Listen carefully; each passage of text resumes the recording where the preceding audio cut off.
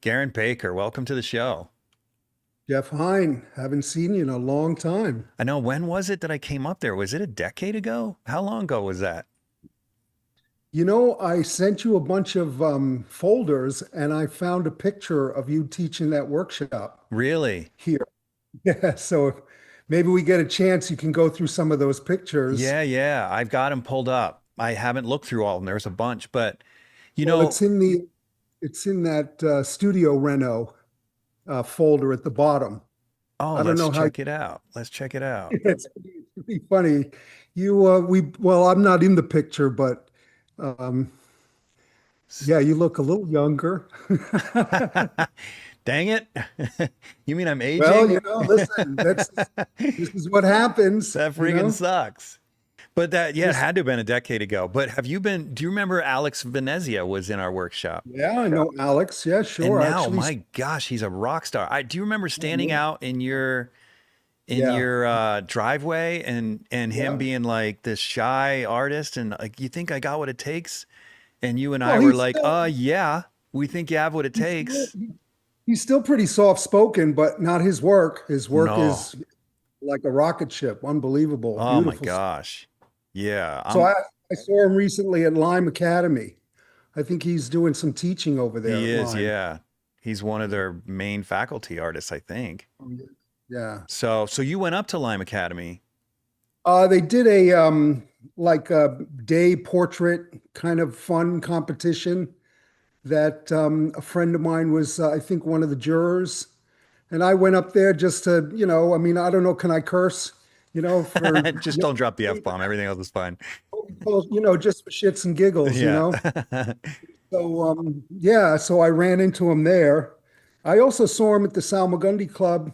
I don't know, maybe a year and a half ago. He won a nice award for that beautiful piece. I think it's a woman sort of leaning over in fall colors, just an exquisite, Yeah, unbelievable painting. it Yeah. is. Yeah, he won an award in the Portrait Society with that too. Yeah. Yeah, I just can't believe it. I think back to that day of him asking me that and just I was sure he'd be something, but yeah, he hasn't disappointed. That's for dang sure. Yeah, no, he's with Michael Klein and that whole kind of trajectory that they built something really beautiful. He's just blossomed really. I mean, he was always skillful, but he just really took it to that beautiful 19th century kind of sublime, gorgeous kind of work. Yeah. 19th century, but yet still, well, I mean, I think the 19th century is timeless. There's something about it. Oh, absolutely, Yeah. absolutely. Yeah. Well, it's great to see you again. Another thing was so fun about, well, you know this, but that's so fun about visiting you was you're in my hometown. And I'm actually going to Absolutely. be going back this month, probably. So, Well, it's funny. I had questions about that because, so you grew up in New Windsor, or New did Windsor, you go literally to New? walking distance from you. Do Really? you know where New Yeah. Windsor School is? Yes. That's my Yes. street. I grew up on Silver Wow. Spring Road right there. And your family, your parents still are there. Yeah, my parents are right there. Yeah. Wow, that's amazing. I'm That's like the school is if it wasn't on a hill, I could probably see it from my house. so what year? I mean, I'm trying to guess ages. I mean, I'm 50. I graduated high school in 92. okay, so I bought this place in 90. Really? So this place, you're probably familiar with it. Oh I yeah. always wondered, because when I bought it, it was literally a ruin, you know, and they were The all, house was or the barn was or both? they were both in bad shape. I mean, the barn was, a whole horse barn. And I was like, I bet Jeff used to come in here with his teenage friends and hang out. No, but you know where we did do that in is do you remember that old college on Epiphany College? Is Yeah. it Epiphany College? Yep. Yeah. Now it's a middle school. Okay, Yeah. when that was a rundown college, we used to cause all kinds of havoc in there. We spent so much time in that gymnasium just causing trouble and I bet. yeah, but not your house though. We would drive by your house. I remember as a little kid. This obviously is a little kid before you owned it, but yours is one of the gems of New Windsor. I mean, New Windsor is a crazy historic town, like Washington Yeah, headquarters and Knox headquarters, and the yeah. The Hudson last River's right there with all kinds of historical places. But colonial your house was army. one of those gems where we would drive by my whole life, and I'd be like, "That house is so beautiful." Well, when I bought it, I mean, I actually added some pictures. I hope you can open some of these pictures I sent you.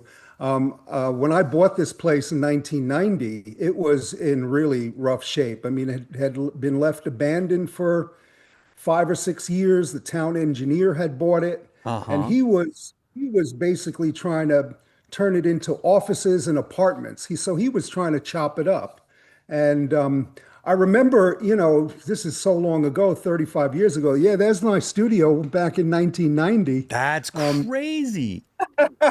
So, yeah, he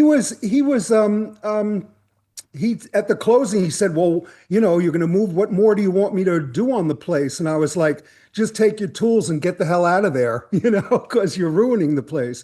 So that image right there is basically the studio. The wall behind me is that wall right there. That So tarp right there. Yeah. well, yeah, I had That's it wrapped crazy. for a few years, so I mean, at first we went about, I had two young babies, my first wife and I. My son was probably 2 years old. My daughter was in her belly when we bought this place. And so yeah, that's the carriage house. How And you must have carriage been house, scared out of your yeah, mind to have a I baby on was the way yeah, in this I, I, mess. I watched way too much Bob Vila, This Old House, when I was a kid, I Oh guess. yeah, me too. I was an addict. Now So YouTube has replaced that vice. yeah, so that's the front of the carriage house now. That's the front of my studio. And Man, you did an amazing job on it. we're there's my studio where I'm sitting right now. So that's that blue tarp wall you're looking at. And Wow. the north skylight, we cut that hip roof into the gable end of the barn and created that north skylight, But which is basically that roof was there. That's the original roof. well, the roof was a gable end, and then we basically did what's called, we cut a hip roof. Well, you should know all about this, Jeff. You Yeah. do a lot of construction work. Yeah, no, I know what those things are, but I wasn't sure Yeah, if there's how much is see the hip original. roof one? So that's the hayloft that I took 2/3 of it out so I could really cathedral the space. But the 1/3 I left so I could put my office, in the back end, Yeah. of the barn. What you're looking at is the post and beam barn.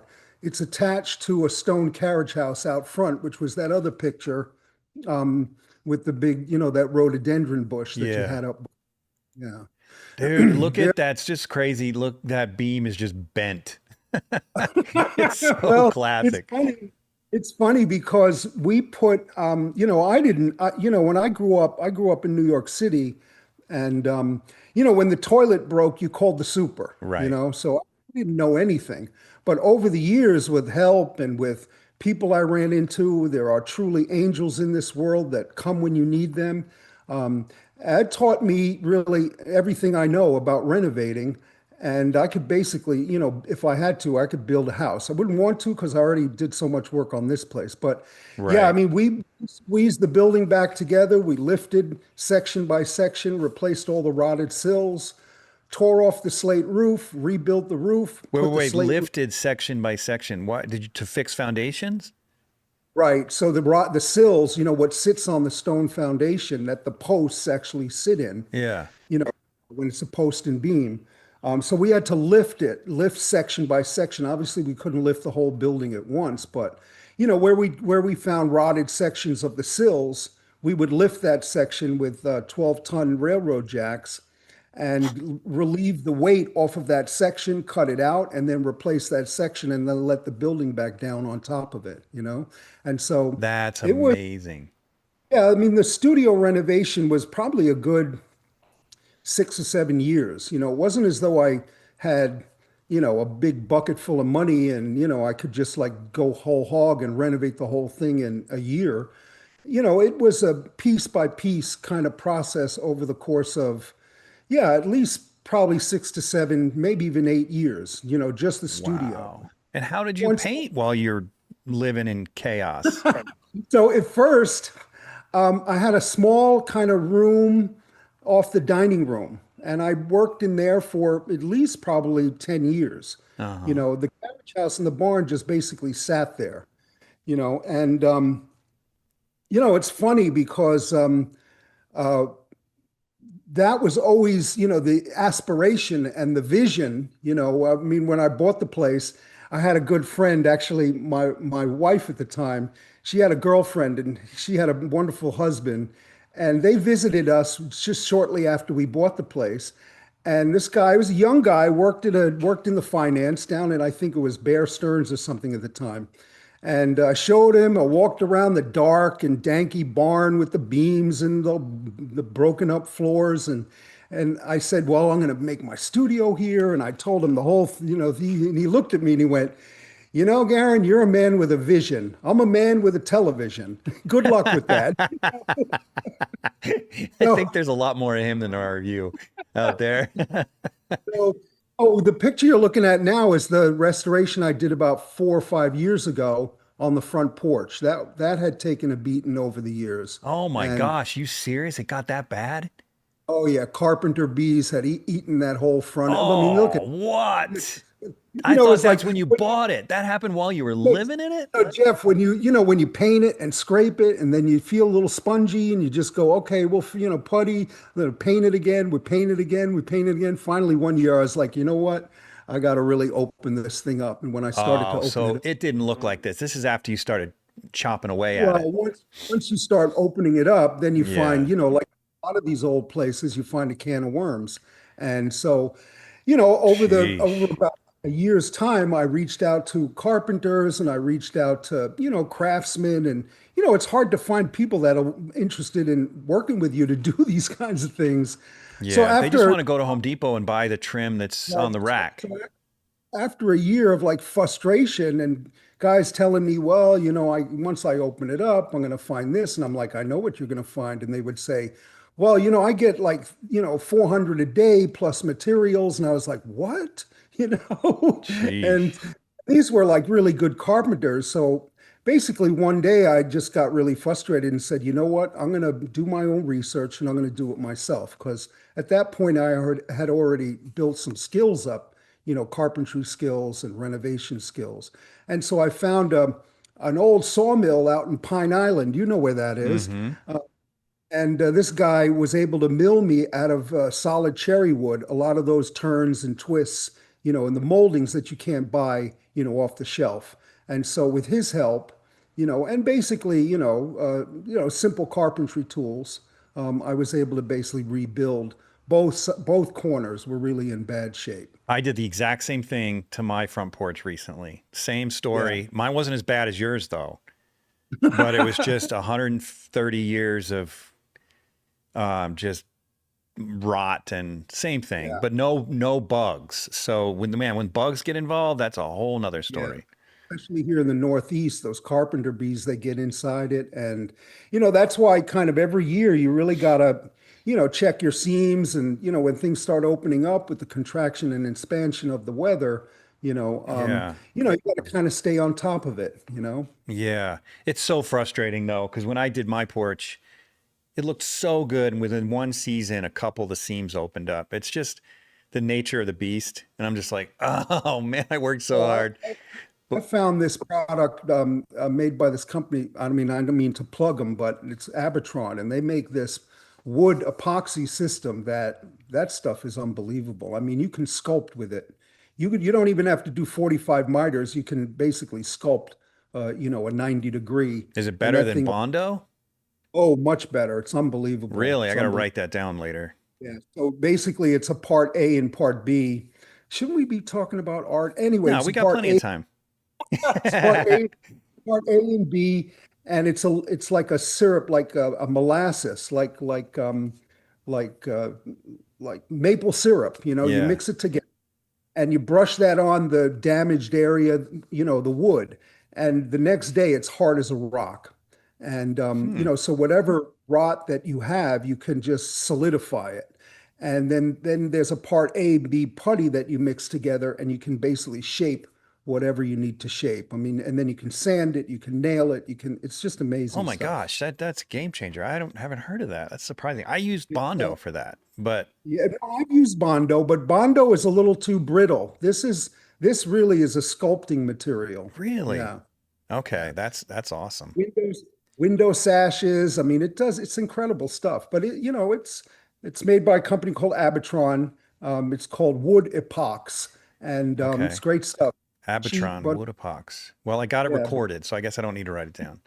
Okay, cool. Man, the Yeah. thing about your house that's so great is one of those rare granite houses in the Northeast. Well, it's a typical Dutch 1790 fieldstone farmhouse. Now, those stones in the front, here's an interesting tidbit. Those stones in the front on the facade, on the front facade, those are sandstones. Okay. And the colonial ships that came over here, in addition to, unmentionable cargo that they brought, they all weighted those big ships down with cut sandstones from Europe. And when they unloaded those, as ballast, when they unloaded those stones, they used them to build stone houses with. And all through the Hudson Valley up to Kingston, you'll find stone houses with those cut sandstones as the From facade. Europe. Yes, So yes, this is yes. I just got back from Yorkshire. Is this sort of the same stuff they use in all those houses in Yorkshire then? Well, this is Dutch, so it would Oh, be the Netherland region. okay. Yeah. It does So look this whole similar. Yeah, it is similar. The whole sort of New York and then lower Hudson Valley, all the way up to halfway probably to Massachusetts and Boston, was predominantly Dutch colonial. Was the first settlers were the Dutch. Yeah. And they were, when you see a lot of these old places, late 1600s, early 1700s, this one is actually a little later, it's 1790. There's the craftsmanship, the workmanship. When you open these things up and see how they built, it's really phenomenal. And it's no mystery as to why some of them, if they're taken care of, are still standing today. Yeah. The key is a lot of these places are the roofs, and that's why I've been over the last couple of years restoring the roof of the main house. I did the roof restoration on the carriage house and barn about 22 years ago. And then now we're, because it's not cheap work. I've learned how to do a lot of it myself, restoring the slate and copper on the You're house doing on the roof. slate and copper? Oh yeah, yeah. You can see there's a couple of pictures of us working on the back end of the main house. I don't know. Man. Oh, Oh there we go. yeah. Okay, so here we are ripping off the old asphalt, which was on there way too long, probably more than 35 years that asphalt was on there. And underneath, basically, you had, pine planks, which most of them actually were in pretty good shape. I mean, we did have to replace a bunch of them.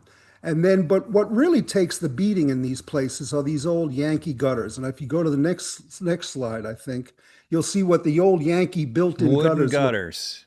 Yeah. Well, they're not wooden. They're basically like called box gutters. So basically, at the eave, at the end of the roof, there's not a hanging gutter. It's actually a box that hangs off the roof, and all that beautiful molding is underneath it. Mm. And so they're usually years ago, in the good old days, they were lined with copper. And so for years, they were patching and repairing and patching and repairing. And then eventually they tinned them and they put aluminum in them. And then basically it was all downhill from there. And so once they started deteriorating the original kind of integrity of how they were built, because nobody had the finances unless you were a hedge fund manager or royalty or a gentry class, had the finances, had the wherewithal to actually rebuild these things. And Hmm. so they just did patchworks over the years, as I did for 20 something years, because, I knew what the cost of all these things were to Yeah, do. copper is And like almost like gold now. yeah, copper's expensive, and it just went up in price. Not to mention also the slate, which I found the same quarry that quarried the original slate on the house when No I was doing. way.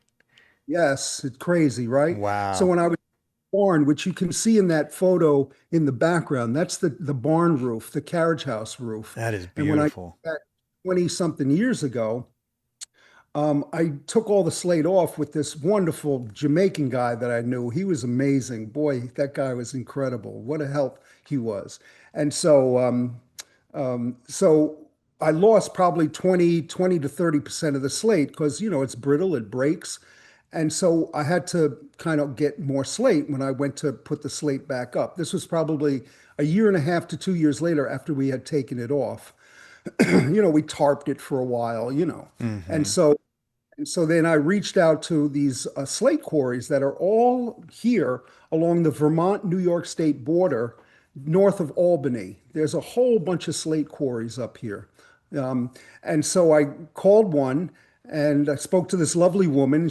I said, well, I have, it's like a purple color. And she's like, oh, you mean royal purple? And I was like, yeah. And she said, oh, send us a piece. And so I sent her a piece and I called her back in a week or two. And she's like, oh, hi, Mr. Baker. And I was like, did you get my sample of the slate? She's like, yeah, yeah. And I was like, well, do you think you can match it? She's like, we quarried that slate. Get out of town. And I was like, no, no, it's impossible. This house is well over 200 plus years old. And she was like, uh-huh. What? This And I company's was like, that old. this. She's like, oh, we've been in business long, long time. And so I said, she's like, listen, those veins that slate was quarried from are long gone. Oh, We can bummer. get pretty close, but we can't get exact. Right. And how much do you need? And I said, well, I need like, four square. And she was like, okay. And back then, 20 something years ago, it was, manageable, for a square, which is a 10 foot by 10 foot section. It was maybe, $300, Oh, geez, that's it? which was like, okay, so I need four of those. So I think I spent probably maybe $1,000 or something like that, Yeah, but that's and like 2,500 bucks today, maybe. I don't know. yeah, it's more like 1,000 or 900 a square now, Yeah. you know. And so keep going. You'll see the work we did on this Yankee gutter. Me and this amazing carpenter, a really good friend of mine, Joe Mulligan. He's a really great guy. And so him and I, up on my scaffolding that I kind of bought over the years, we basically rebuilt these boxes. And Wow. did a well with his. You see how we did. There's the internal guts of it, and then the inner part of the box is all has a cedar, which is won't get insects and rot won't get to it. And then basically you see how the box is built. And I didn't I even thought, know this was a thing. oh, it's a big thing. So there's the new box Yankee gutter, and Wow. then I What did found you which line was it a. with? Well, here's the thing. So I reached out. So years ago, I tried to do copper work, just as like, let me see if I can learn how to do this. And I lined one of the gutters with copper, and it worked for a couple of years, but the seams started opening up, and then after about 5 or 6 years, it failed miserably. What did you do? And so, Solder the seams or what? well, I tried. Okay, so Mm-hmm. copper is artistry. And so I had this book that I bought years ago. This guy, his name is Joe Jenkins. He wrote this great book, interesting guy. He lives in Western Pennsylvania. It's called the Slate Roof Bible, and it's everything you could possibly ever want to know, soup to nuts about slate quarries, and how to do slate roofs. And so I reached out to him and couldn't get in touch with him. But then I found an Instagram page of his son. Hmm. Okay. Young guy. Well, he's, maybe in his late 30s and 40s now. This is now recently when I started to think about doing the main house roof. And I reached out to him. His name is Orion Jenkins, and he's got amazing Instagram. He's traveled to Russia, learned how to do copper dome churches. And I mean, he's an artist. This young guy is just a brilliant copper artist, and does slate roofs. That's his company. It's called Jenkins Slate Masters. And I reached out to him. I sent him an email with some pictures. And I was like, listen, I'm an artist. I'm trying to redo my slate roof on my house. Um, can you help me? Mm-hmm. And he emailed me back a couple of days later, and he's like, "Yeah, you're an art." He said, "Oh, you're an artist," and I was like, "Yeah." And we sort of struck up a nice kind of friendship. And he's like, "Listen, I'm going to be in Syracuse 2 months from now. I'm going to a convention up there. Why don't I stop by your place?" And he That's not stopped by. close. Well, Syracuse from Western PA, he's kind of got to Oh, come okay. past. Yeah. Yeah. And so I mean, he's 5, 6 hours into Western PA, maybe an hour east of Pittsburgh. Right.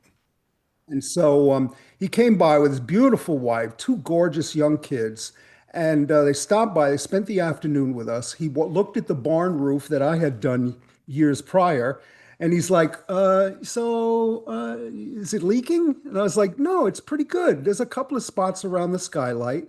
He's like, oh, but it's holding up. I was like, yeah, it's been up there He eight. wasn't impressed.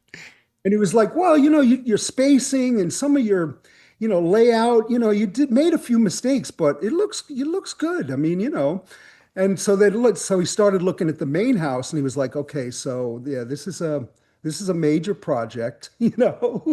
I think you should start with the back end of the house first. And I said, well, can you help me?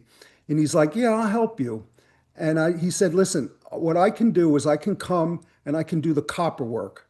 And then I'll show you how to lay out, and you and a couple of guys can do the slate work. I'll show you some tricks. And he was amazing. He helped What a me nice at guy. unbelievable. So then I think the next picture you'll see us, laying doing the slate you'll see the copper work too that he did. So there's the roof now, or as we were working on it. And you can see all the copper flashing. And How do you I mean, attach these steps without damaging the slate? oh, there's a whole. So you remove one piece of slate, and then the staging. Basically it's like a stainless steel bracket. Mm-hmm. That changes angles depending on how based on the pitch of your roof. And you nail that in, and then when you're done, as you move up, because you're obviously slating from below, to the peak. And so you remove it, you slide a piece of slate up, and you use these slate hooks that hold that one or two pieces of slate that you've removed to put the brackets in. Oh, wow. Yeah, it's a very cool system. I mean, if you're interested, Jeff, you're welcome. When you come up here, I'd love to show it to you. I mean, it's Oh, really, yeah. I'm going to take really you up on that. it's really artistry. It's sheer artistry to watch somebody like this young guy who's been doing it since he's probably 14 years old with his father. To watch him dance on a roof and solder copper and bend it and make it so that it fits like a glove, and all the seams are, he does slate. I mean, he does the copper. There are hardly any seams. It's all origami. Do you know what I mean? He's bending it on a Jeez, break. dude.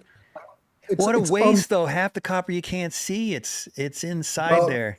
Well, you can see in the Yankee gutters. I think the next picture will show what a beautiful job he did. Oh, Well, look at that yeah, trim. it's really gorgeous copper work. Dude, okay, this may sound strange, but I got to thank you for being so respectful to historic architecture. It is such a Oh, yeah. pet peeve of mine because I live in a historic neighborhood in Utah. It's the oldest neighborhood in Utah. And these contractors come in, they buy these old houses, they gut God. them, and they turn Oh them my. into the new fad. They put in the new Home Depot kitchen, whatever is hot that year, It's out of and a they box. ruin, and then they turn them over, and So it's just it's a sin, man. It's like taking a painting of a 200-year-old painting and just making it I had contemporary. I Just had a contractor years ago when we were doing the kitchen, when we first, started, getting the house livable, when we had babies, my first.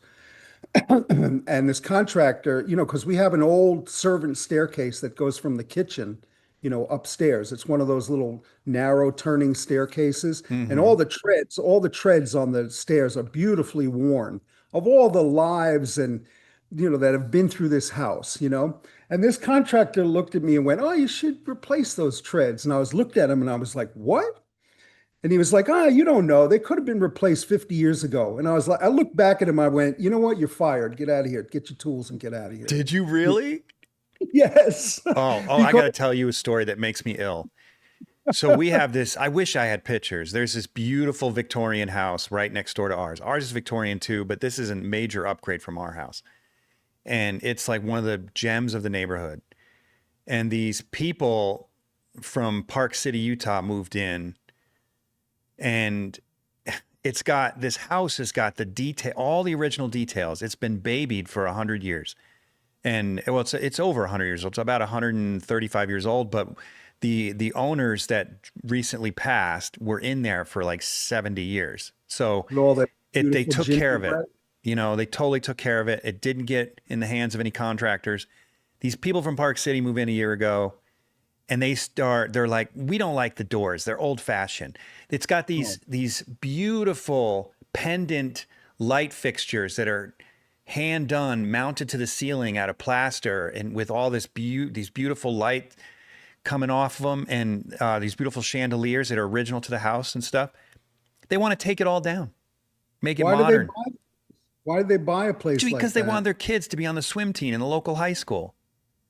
I don't I mean, know. it's a freaking don't. I shouldn't even get started, but This it's a I'm a steward. sin. I'm a steward of this place. I mean, Yeah. there's been, I traced the deeds back. Actually, a really close friend of mine is actually doing, a kind of a lineage and a search of who the family members were, what they did and what their lives were like. He traces, he does like a family tree, and we've been working on some of that stuff together. But Mm. it's kind of like I'm a steward, so I'm going to own it for however long I own it, and I'm going to do what I can to, bring it, keep its integrity and obviously make it useful for modern use. I mean, look what I did to the barn and carriage house, which, there were horses in here, 60, 70 years ago.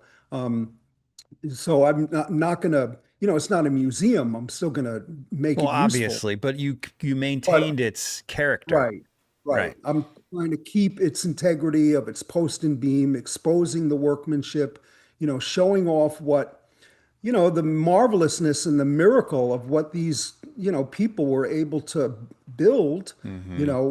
from the raw materials of the natural environment. They were incredible. I mean, the stonework, I just love that stuff. Yeah. Actually, It older I get, it's more like, I mean, a good day for me is like being out, on the side of the property here and, you know, building a stone wall. I really enjoy, the older I get, that kind of endeavor, that kind of activity, you know? I No, think I could be wrong, but I just feel like there's a lot of people are just, well, let me put it this way.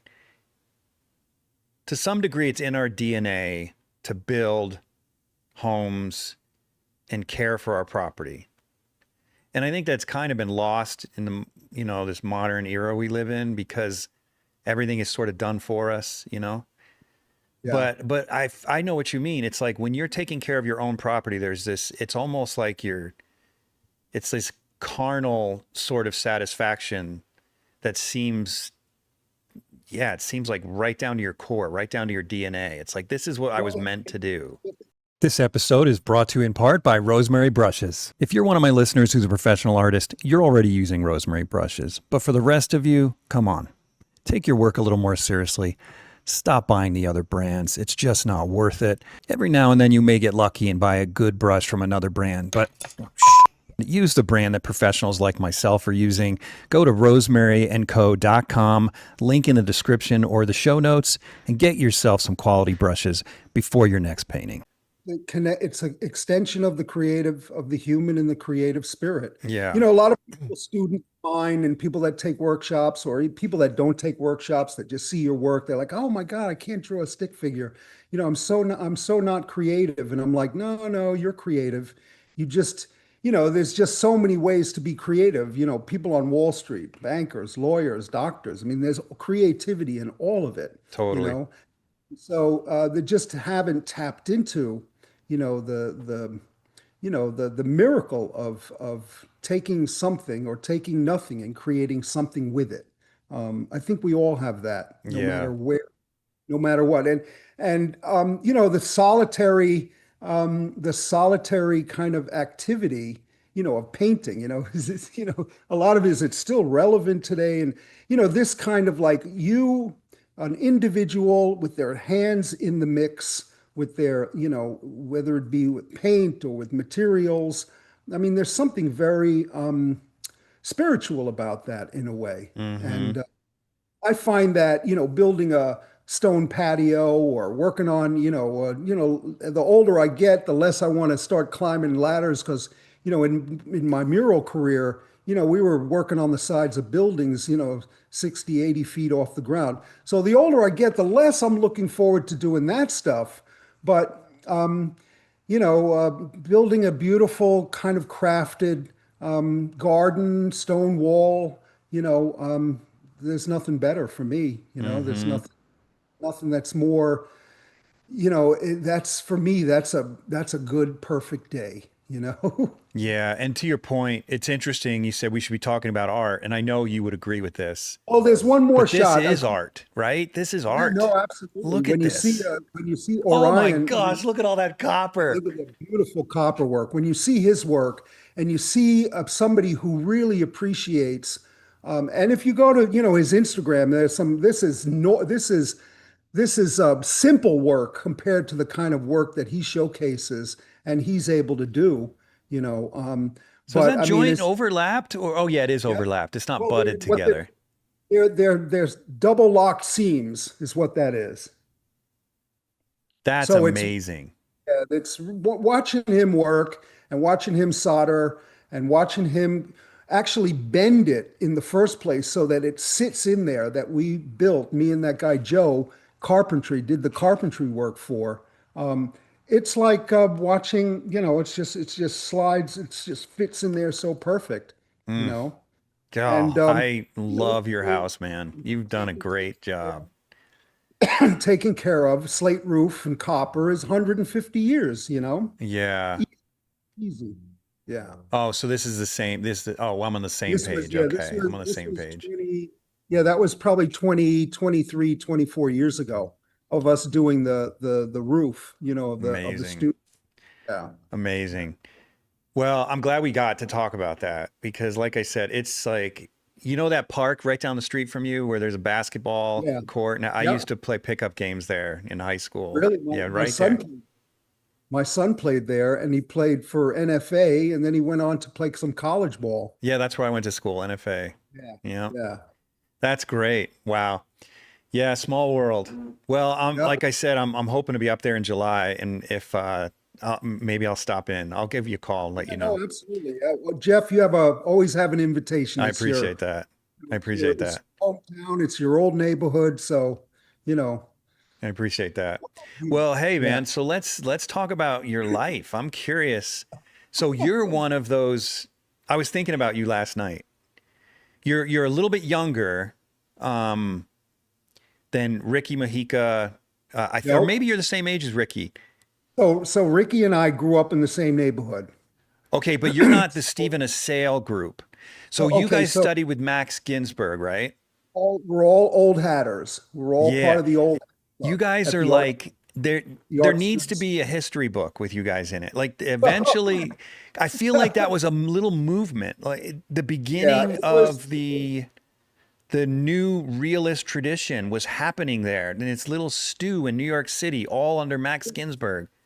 Well, here's the thing. So Max Ginsburg and Erwin Greenberg, who was a great watercolorist, amazing teacher. Max was, he would take your brush from you, do 5 strokes, and your whole world would turn around. You would scratch your head and go, "How is that possible?" That something I was working on for an hour and a half, he basically corrected and made it feel three-dimensional in 3 strokes. How did he do that? Hmm. And so it was like it was a revelation. And here's the thing, Ricky and I, were probably 15, 16 years old at the High School of Art and Design. So you're in the same Steve, grade, you and Ricky?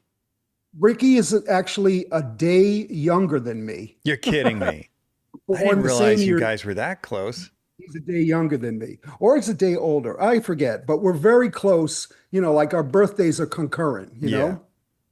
And Stephen Assel, he was probably 2 years older. Okay. So when he was graduating, we were starting to come into the old hat club. And so, but there were others. I mean, Steve Assel is, a modern day Rembrandt. I mean, he's like on a different level in terms of his skillfulness and his conceptual ability to be a representational painter. I mean, it's mind-boggling Hmm. when you see his paintings. It's just like, wow, okay, so that's how you do it. Seriously. But there were many, there were countless others. There was about a 6-year, 5-year period at the Old Hat Club that Max and Greeny stewarded some amazingly talented young kids from the 5 boroughs, Brooklyn, Bronx, Queens, Manhattan, Staten Island, that got a chance to come to the High School of Art and Design. And these two amazing painters who couldn't get arrested, basically. The art world had nothing to do with them. They had nothing to do with it. The art world wasn't interested in traditional painting or painting from life, realism, or whatever you want to call it, representational painting. So they found themselves as high school art teachers, to make a living. And God bless them, because these bunch of these kids, me included, from neighborhoods throughout the 5 boroughs, stumble upon them, and they changed our lives in a in a very profound way. So, but 5 o'clock in the morning, we'd come to school, 2 hours, 2.5 hours before first period bell. 5 in the This morning. Yeah, the CSEA, the janitors, the people that really ran the public school system, the CSEA union, who were the people that clean the buildings, open the buildings, close the buildings, very powerful union. They let us in, and we would go up to Max's, classroom on the 4th floor. Max and Greeny would, coax or convince one of the students to sit and pose, and we'd all paint from life. And I And understand Max wasn't even getting paid, or Greenberg well, I think wasn't I even getting think paid. see that folder early days? I got pictures of it for you. You took photos of the studio? Well, somebody took photos and they sent them. I've had these photos for years. Let me I don't look know. here. Studio Works Painting from Life. No, no, no. In the Studio Reno, there's another folder called Early Days. Oh, okay, hold on. You sent so many pictures, it's hard to keep. I know. I'm All right, let me sorry, see. Jeff. That's okay. Studio Works, Painting from Life, Studio Reno. Okay. So open that one. And then There's a early folder. days. Okay, let's see. Whoop, there's the Old Hat Club. There you go. Get That's the out of old hat. town. So there's Greeny on the left, and the other picture has me and Ricky and Max. That's basically the High School of Art and Design in 1976, 77. There's What? another, oh no, there's another one. That's me when I was younger painting in plein air.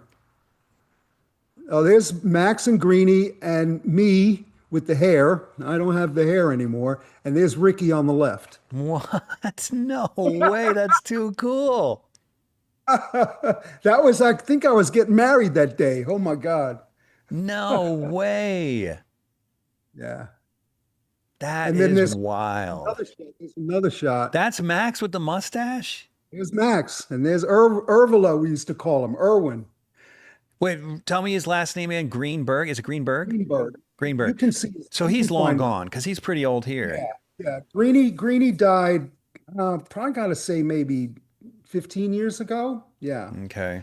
And he was just an amazing guy. He had one eye, and during his class, he had a glass eye, and he would take it out and put it on the teacher's table, And he'd say, "I'll be right back, but I'm keeping my eye on you." Are you serious?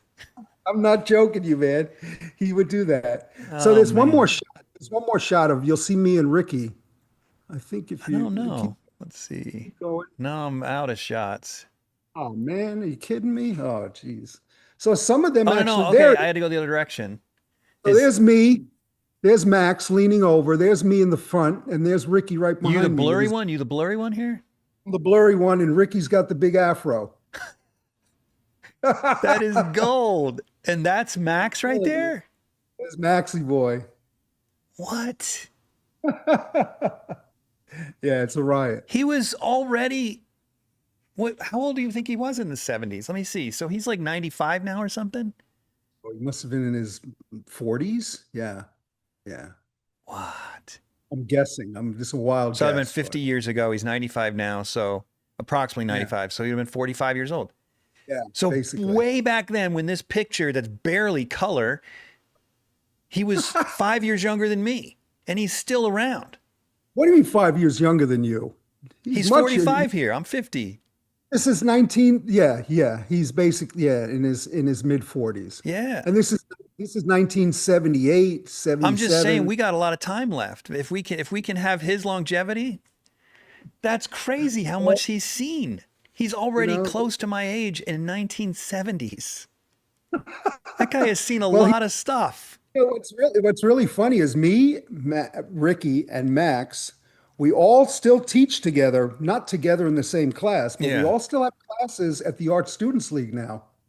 That's a real mind I really blower. do hope this is recorded somewhere. Well, it's recorded right here a little bit, but Yeah. it's just a cool thing that It's a you great guys all story. found each There were other. some, there are great artists that came out of that sort of 5 to 6 year window.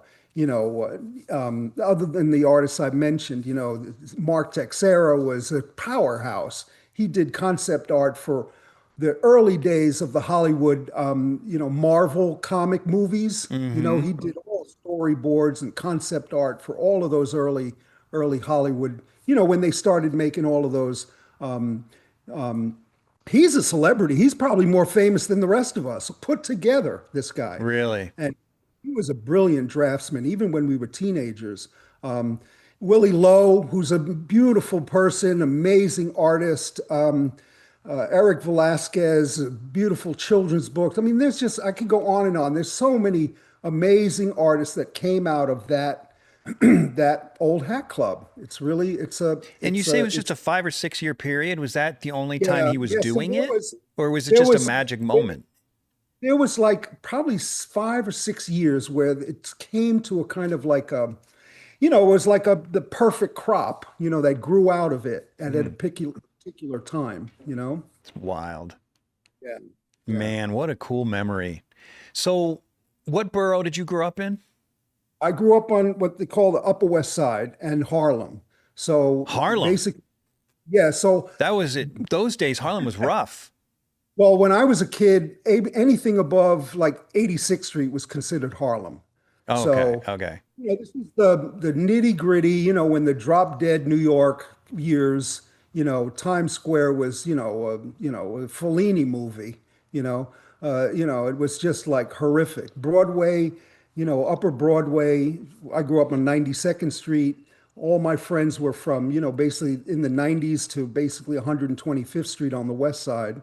And there's that famous movie, probably one of Al Pacino's first movies that really depicts what the Upper West Side really looked like at that era. It's called Panic in Needle Park, and that was how the neighborhood was when I was a kid. A lot of those, what they are now, or to mixed income housing, these tall high-rise housing, those were all open junkyards at that time.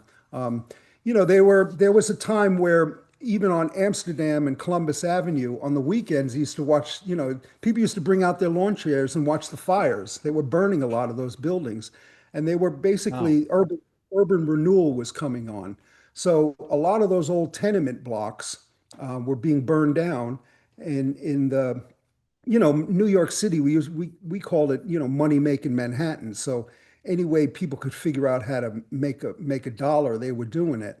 And so that time in the Upper West Side was not just the Upper West Side, but a lot of places, it was all about that. The South Bronx, it was the emergence of the hip hop era. When I was a kid, the neighborhood was predominantly black and Hispanic. And, for the first 10 years of my life, I thought my name was Yo White Boy, you know? And so, and That's so hilarious. that was normal to us. That was normal to Ricky. Yeah. We played in the streets, hung out in the playgrounds. And then, as our early teenage years, those of us that like to draw and like to be a little bit more creative and had parents. I mean, I'm blessed with amazing parents. My father was a filmmaker. My mother was a knitwear designer. So they really pushed, this kind of, I think what they really pushed was, art is a creative process, your life is literally a work of art. So make a beautiful painting with it. And so, living by your seat of your pants was modeled for us, Hmm. Is your uh, you dad sort know, of a struggling filmmaker then, just kind of oh getting by? yeah, my dad was started out, it was a East European, Russian immigrants, my grandparents were. They grew up in Brooklyn. I mean, my father and my mother, they grew up in Brooklyn. Um, and so, they were the first generation that kind of moved into, left Brooklyn, moved into the Greenwich Village, were beatniks and hippies in the 60s, 50s, and 60s. The emergence of the jazz era of, what was taking place, in the 60s, early 60s. And so, that's where I come out of. I was born in 61. So they moved, to the Upper West Side because it was cheap. They could get a decent size apartment. My father was a cab driver. He worked Channel 13, and he was trying to make movies. He was a movie maker. And it was the early days, the early days of the independent film movement. People like John Cassavetes and Peter Falk, and where they just were like came out and with their own camera, How put do a you few do thousand. independent film in the 70s? I mean, you They were got what do doing you it. you got to have a big old wheel full of like actual film.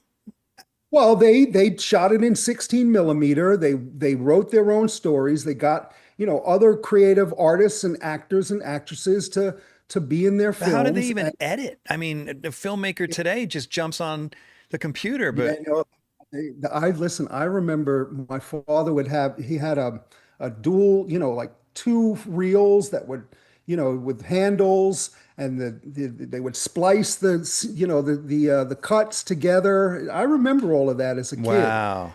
They made movies. They spent a lot of time, my father did, raising money to make movies, because that's really in the movie business what you're doing. 80% of your time is spent raising money so you Hmm. can make. But he also was doing other things. He spent a few years doing film distribution. He traveled all over Europe and Canada, and was buying the rights for the U.S. market for foreign films. And he had some success in that area with a couple of films that won the Best Foreign Film Award at the Academy Awards. And he was the person that went over to Europe and kind of brought it to the United States. So he worked in film distribution when I was a teenager. He was also an actor. He was also, a writer. He wrote a very well-known book in the movie industry called Movie People. He made probably one of the best documentaries, that's actually shown to students at film school, called Lenny Bruce Without Tears, which is a great documentary about the comedian Lenny Bruce. And so Hmm. he kind of over the years built some of quite a bit of a little bit of a reputation. And when he was in, here's a funny story. When he was in film distribution, he worked for a company, and it was right near the High School of Art and Design, the office was. And so I had the coolest after school job. So I would go after school, I would go to the office where he worked, and I would be the projectionist in the projection room, Hmm. and they would be watch movies to see whether or not they were going to buy the rights to it so they could distribute it. And one day, this young filmmaker walked in, and kind of meek and kind of soft-spoken, and his name was David Lynch. And he walked in and he said, "Can I show you my movie?" My father looked at him and said, "Sure." He said, "Garin, put up reel 1 and 2 and let's take a look." And it was called Eraserhead. And so they watched the movie. My father looked at his kind of friend and partner over there, and they were like, "What is this thing?" I mean, I don't know if you know what the film Eraserhead, but I don't. so I mean, it's a bizarre kind of just straight up bizarre, meaningless hog, conglomeration of the depths of this young filmmaker's mind. It's pretty bizarre. So I actually, as a high school kid, did the pen and ink drawing for the movie poster of Eraserhead, and No way. yeah, no. So a lot of people ask me if hey, you did because people that know David Lynch films, they're kind of Eraserhead aficionados, and so my Oh, so dad this had guy this ended up, I see, I'm not a film buff. So this guy ended up being something. David Lynch, yeah, Dune. He Oh, became a major Hollywood director. I mean, he's huge, and an artist, a painter, and a philosopher, and I'm so yeah, ignorant when so it comes to anyway, film. so my father had this idea. This kind of shows you the kind of like the wily kind of street creativity that my father had. He looked at this movie and he was like, they're getting huge crowds at this movie down at the Waverly called oh God, what was it called? Oh God, it just jumped out of my head. Um, it'll come to me, but it'll have to be another time. But my father was like, if we show this at a midnight showing right after that, because of the huge crowds that it's going to get, this thing is going to be a huge success. Hmm. And Eraserhead was a huge success. Really, And the so, bizarre one was a huge success. yeah, it was a huge success, huge success. No It kidding. made basically got David Lynch to be, a major, well-known filmmaker. His next movie was, I think, I'm getting too old too here. I'm losing the memory for all of this old information that's stored somewhere in the deep recesses of my brain. No, I'm the same way. Yeah. Man, that's interesting. So, at what point did you know that art was the path you wanted to take? Well, I guess I can.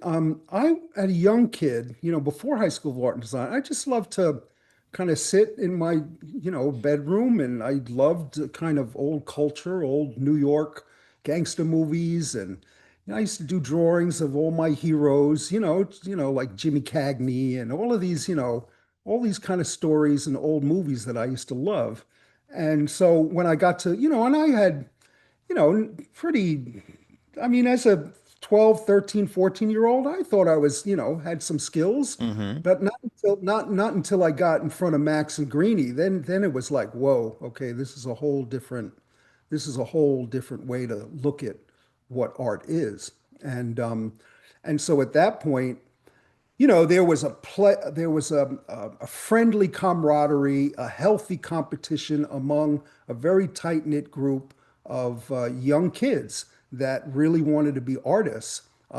It's all Max's fault, really, you know, and because we really saw it as a way to express ourselves, in a time and in a city that was full of an explosion of kind of street oriented expression, with graffiti and hip hop. And, people felt abandoned in a lot of ways in these neighborhoods. And it was your only way to make your mark. The old kind of, Kilroy was here. You know what I mean? The Mm-hmm. old kind of thing about, you know, making your time here purposeful and useful. And so we were fortunate at that age to have that really solid training, painting from life on a daily basis, which was golden. Just to increase your perception, your skills, and just to sit behind and watch Max and Greeny paint was like unbelievable at that time. And Greeny was very instrumental for me and for a lot of others, because Greeny, took a liking to me after he spent probably a good 6 months pissing me off because he would never help me. And finally, I turned to him See, Max taught a lot about how the tactile of painting, understanding light, form, temperature, the minimal amount of methodology that's needed to create something that's really substantive. Greenie taught you what it took to what it is to be an artist. So Greenie taught me a really powerful lesson very early on, which was so he wouldn't help me. He would walk by and he would snicker, and then Hmm. 2 days later he'd laugh, and a week later he'd look over my shoulder and he'd lean back, with his head cocked, and he would snicker again. And so after a while, I got pissed at him and I turned around and I said, can you help me, man? I mean, gee, don't you see? And he was like, and he leaned right into my face and he said, "Are you struggling?" And I was like, "Yeah, I'm struggling." And he was like, "Well, then today is a good day." And he walked away. And Hmm. so taught me a very valuable lesson about what it is to be an artist and what it is to be focused on a creative process and a creative endeavor, Hmm. is that it's really about embracing, the struggle of it, embracing the trench warfare that it is to constantly want to up your game and improve, and so that you have the wherewithal, so that you have the means to actually want to say something. And so Greenie taught a lot of students, a lot of people, my peers at that time, lessons about what it was to actually want to be an artist, what it took, and Hmm. the commitment that you have to make if this is the what you want to do. And so one afternoon, Greenie's like, "Oh, Aaron, you're an Upper West Side kid, right?" He's like, "Yeah." He's like, so you take the crosstown bus and then you take the bus up Central Park West, and he's like, "You know what? You ride right past the Art Students League. You should get off a couple of stops early. You should go in there and pick up a catalog, go in the office and bring it back, and we'll look at some of the people that are teaching at the Art Students League, and you might want to consider studying with them." So I brought the catalog back and sat with him and he was like, "Okay, so you want to study drawing with this person, you want to study painting with this person." And I'm talking about like amazing, like heavyweights. So I had Ray Berger at 17, 18, 16, 17, 18. Ray Berger for drawing. I had Ted Seth Jacobs for color concept Jeez. and compositional design. I had David A. LaFell, for portrait painting.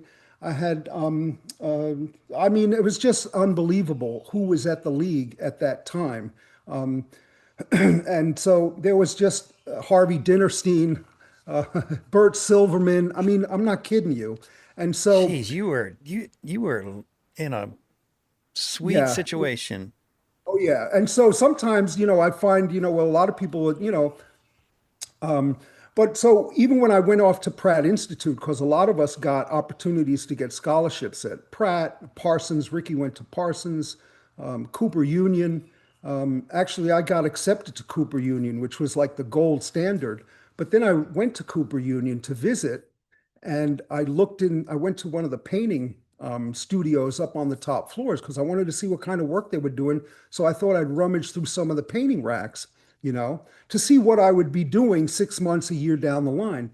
And there wasn't one figurative, one representational, one anatomy class. There was zilch in terms of figurative or representational painting. Hmm.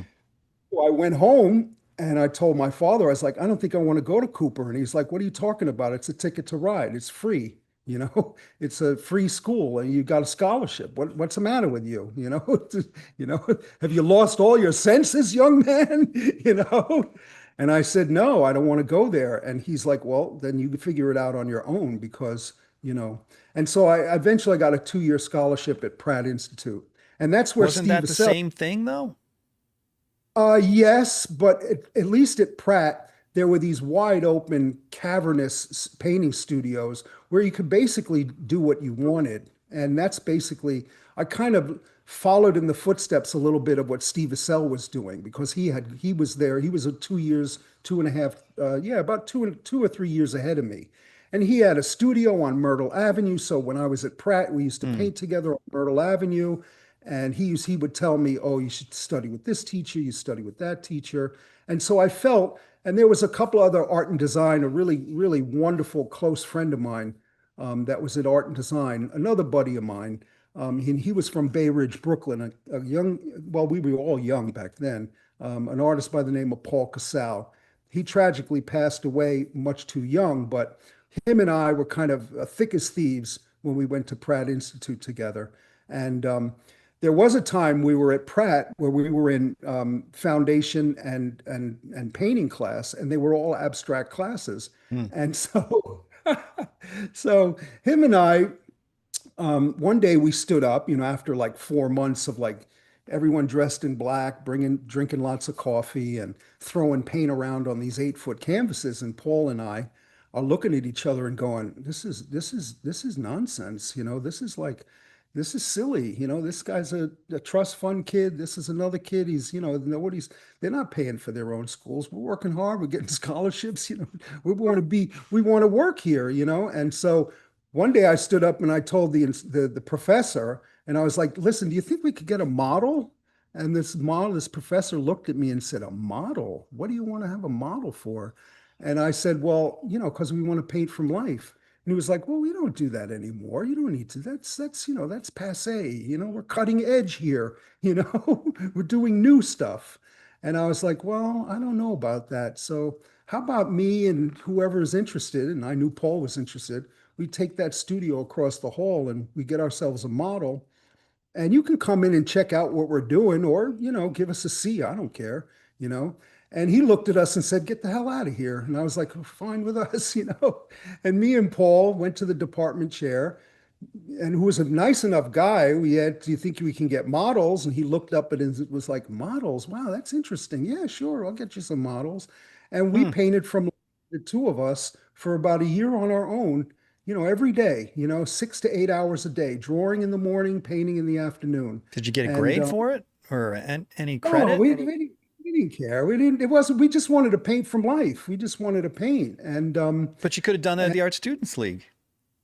well, the Art Students League is different because it's not the Art Students League is an amazing place, first of all, because you can walk in there and pick an instructor and go month to month and study for as long as you want.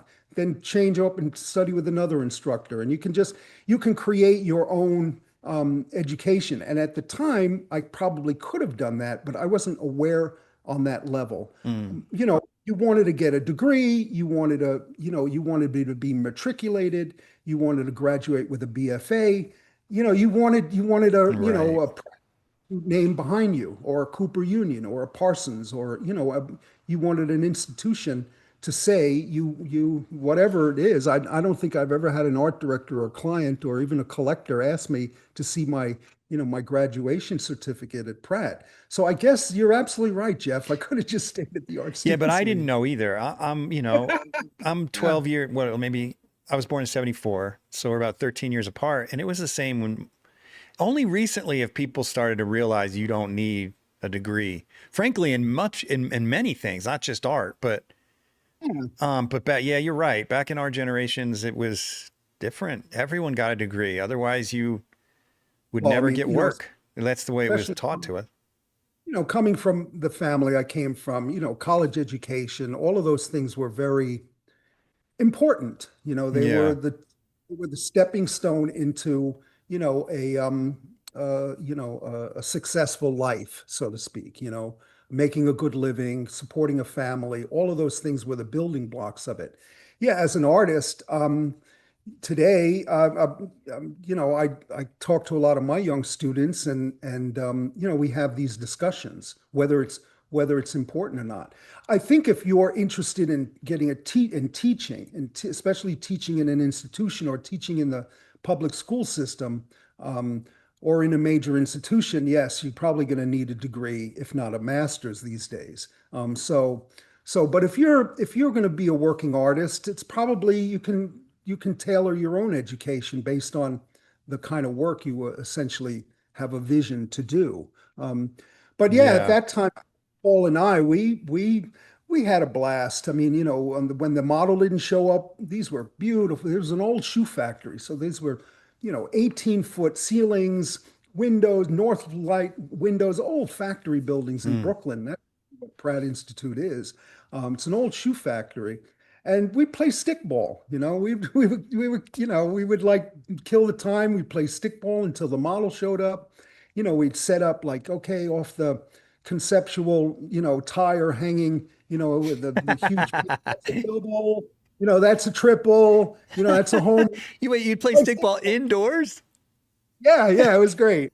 Great. But That's me and Paul had classic. a blast. And by the third year, there was probably 8 or 9 of us just painting away every day, drawing in the morning. We would play games with each other. We would basically, I don't know if you remember, there was an old show on TV called Name That Tune, where you'd hear like 3 notes and you had to name the whole song. You have to name and we would do how many strokes can you paint this head? I can paint that head in 25 strokes. I can do it in 20. I can do it in 15. Okay, paint that head, and we would like challenge each other to up our game. And when we didn't have the instruction and we didn't have the tutelage, I would go to the Art Students League at night and study with, Bert Silverman or Harvey Dinnerstein or, the people that I knew that, could Crazy. show you a thing or two. Is it just me or the rest of you guys also get weirdly excited when you order new paint? Because I don't know about you, but when I get paint in the mail, it feels like Santa just dropped my Christmas presents off at my doorstep. With Vasari paint, my paint of choice and the podcast sponsor, it's even more exciting. And let me show you why. Because when Vasari shows up, it comes in this incredible box where each tube lays in this little compartment perfectly formed around the tube in this nice soft foam. And it's surrounded by velvet, red velvet. Now you got to ask yourself, if a paint comes so carefully protected and surrounded by red velvet, you got to wonder if this paint is worthy of royalty. It is. Vasari is. So if you haven't tried Vasari, you're seriously missing out. And the thing about Vasari, it's not only the best paint out there, it's also made by an incredible company that's been around for 30 years and knows its customer by name. Do yourself a favor, go to vasaricolors.com and order yourself some for your next painting. I keep thinking about what your dad said, and no disrespect to your father. I get it. I get it. But like, he said, "What are you doing? It's a free education." And the Yeah, thought that came to my mind was, he's right. well, no, he's right. He's right literally. But if you think about it a little more broadly, it's not free because you spend 4 years of your life. And if you don't get an education, you sold 4 years of your life and got nothing out of it. Like Well, also, time is more valuable than money. no, absolutely. And Yeah. from where I was standing, I'm painting with Max, I'm painting with all these other young, talented kids. And, we're prodding each other. We're looking at who's going to what school and, what program, we're looking across and we're looking ahead and we're like, I want to paint. We knew Sargent, we knew Zorn, we knew, my favorites were, Russian painters, the Russian realists, Repin, Shishkin. I mean, they were showing us these works. We were going to the Hispanic Society to see the Sorolla murals on 155th Street. Oh, We another were getting, gift of being a New Yorker. we were seeing that kind of stuff and going, Yeah. okay, I want to paint that kind of thing. I want to paint like that. I want to express myself like that. And so when I went to Cooper Union, I was like, that's not really, I'm going to do a fur-lined teacup or I'm going to do a 20-foot painting of, just, conceptual, not to say, listen, I have a lot of respect for, abstract. In fact, most really good realism starts off in a kind of an abstract conceptual way. And so it's not as though I'm poo-pooing that work. It's just I thought at the time I needed skills, I needed language, I needed the ability to communicate, and I just felt that even though there wasn't much representational painting, contemporary representational painting at that time, that's really what I felt in terms of the kinds of movies that I liked, the kinds of art form that I liked. I liked real stuff. I liked real life. My favorite films were like On the Waterfront, were like, well, here we go with the film thing again. Sorry, Hmm. Jeff, you should Well, check out you some. grew up the child of a filmmaker. Yeah, I liked that kind of gritty reality of, the human experience, man versus environment, the human grappling for, survival. And so, um, and so I felt for myself that this form of communication, representational painting, was really the means in which I wanted to have the facilities to communicate that kind of thing. You know what? I just was thinking about a dessert I had last night as you're talking. And it brought to mind an analogy. So I'm eating this piece of cheesecake that my wife brought home from Costco, and it's I love the cheesecake at Costco, right? It's good, but it's got the berries on it, the cherry topping, and then it's got like they always put like this little sugary frosting trim around the edge, which I don't think they need. And then there's Yeah, the cheesecake and the crust, right? I And I'm thinking about abstract painting. To me, abstract painting is a beautiful thing, but it's like scraping off the frosting off the top of the cheesecake and just eating the frosting. Like I want right, all of it. I want the right, cheesecake part. I want the crust. I want the berries. But right. ironic, interestingly enough, when I finished my cheesecake, I had scraped off the frosting and my wife ate it. And I think that there is a certain type of person that just wants that. And that's fine. Like you just want the topping, that's fine. But a full piece of art is like a full piece of dessert. It's like all the ingredients are there. And you've got to learn that technique to Yeah. truly be able to express yourself. And that otherwise you're just all you ever have is the frosting. You don't have the whole dessert. Well, good art is good art. So, even William de Kooning, communicates, whether it's anatomically correct or all of that is irrelevant. Jackson Pollock, it communicates. Really? So Are what you a fan of Jackson Pollock? I'm not necessarily a fan, but when I see the work, Yeah. there's a visceral energy to Huh. it to respond to. Um, I, Because I if the respect you, I'm going to look a little harder next time. Well, if the building, I always use the thing, if the building is burning, Yeah. what work am I going to grab? It's probably not going to be that No, one. me You know, neither. okay. It's probably going to be a Repin, Amen. or a sergeant or a Krumskoy or something, but the point I'm getting at is that good art is good art.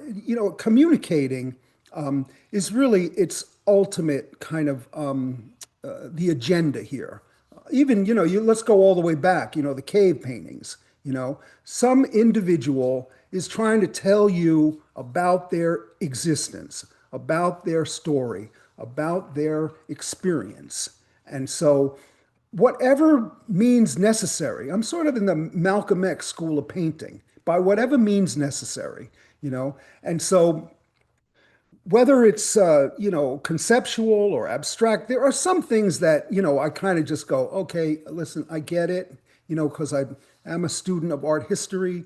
It was my minor in college, so there are kinds of things that I get pretty quickly and then can kind of like move on. They don't feel that that relevant to me. And there's a Right. lot of, especially in New York, you go on any given Thursday night, down to Chelsea or, Dumbo in Brooklyn or, where all the new hip, kind of happenings and galleries are ongoing.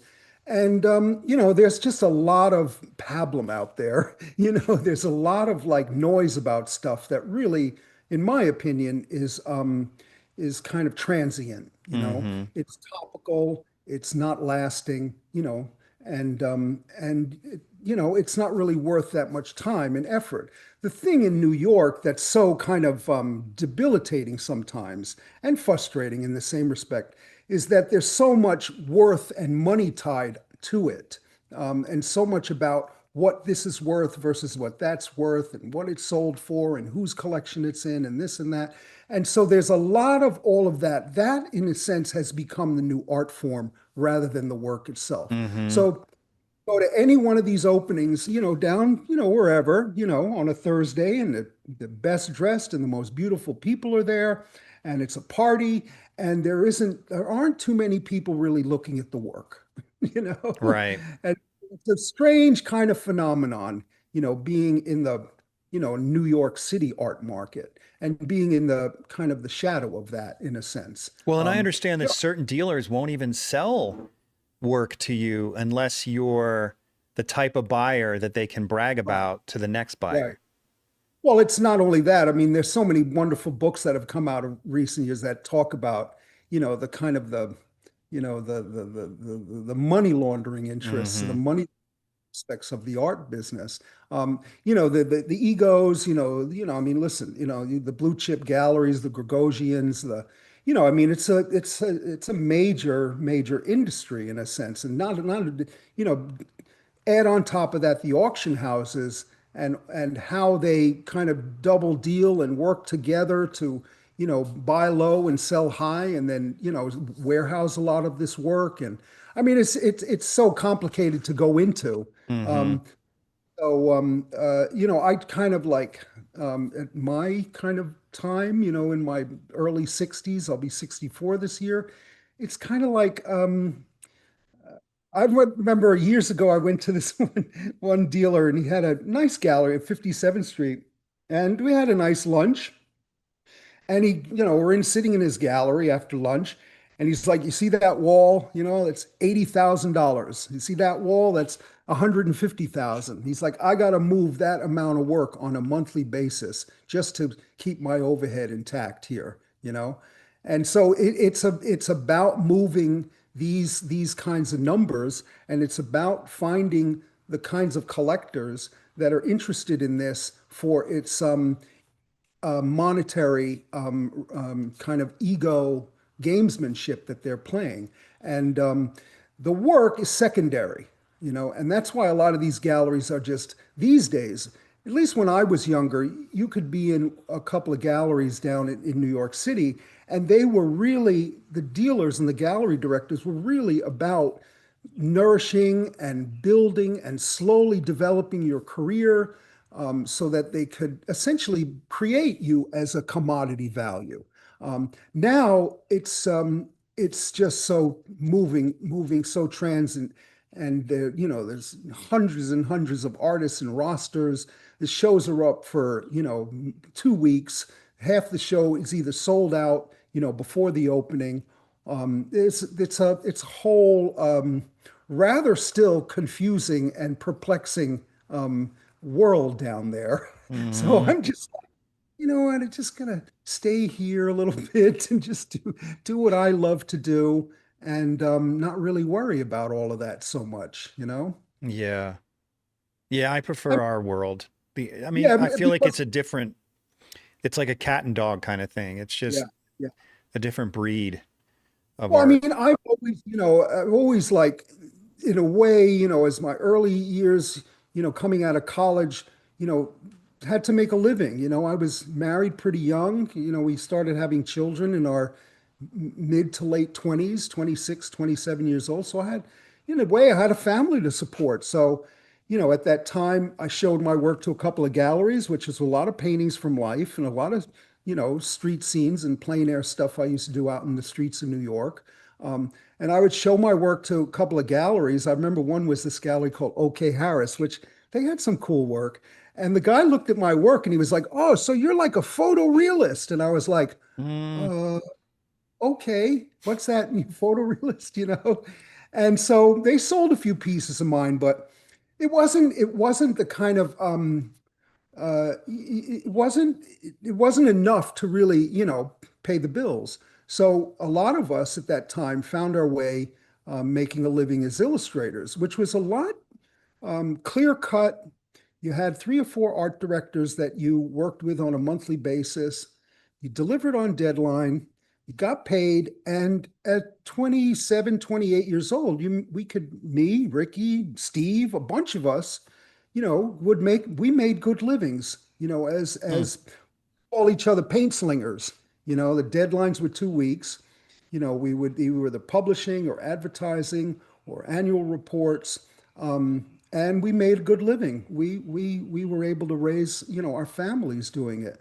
And so for a good 10 years, 10, 15 years, the illustration business was a great business to be in. And that all changed with the advent of, like things like Photoshop and digital art and stuff like that. Hmm. Just to maybe bore you with another funny little story. So one day I did this, it was something, and it was usually young adult, which we used to call YAs, for publishers like Scholastic. And these were, like, Nancy Drew novels and little murder mysteries and, sort of literature for, for high schools, Hmm. and there was romance covers, which was huge. There was a ton of romance covers to do. I mean, they were churning it out like, you know, like, you know, like, like a dough factory. I mean, Hmm. there were Western covers and there were, so there were a lot of areas to make money at um, as an illustrator, advertising work. I did a whole bunch of Camel advertising. I mean, yeah, I think I sent you some of those in that illustration folder.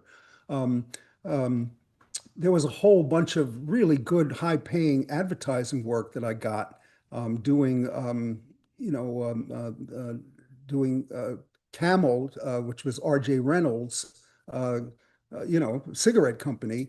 I actually had one of my illustrations printed on a billboard on the side of a building. Hmm. So yeah, those jobs were very well paying, at that time. That one is actually for the MTA. It's actually in Transit Museum, that painting. Whoa, And that's it was, cool. yeah, it's cool. It's called the Sandhogs. That's one of the camel paintings. And so, if you had the skills and you could, Oh, I really like this one. yeah, zoom in, there's actually some cool work in these paintings, you know. Yeah, that's sick.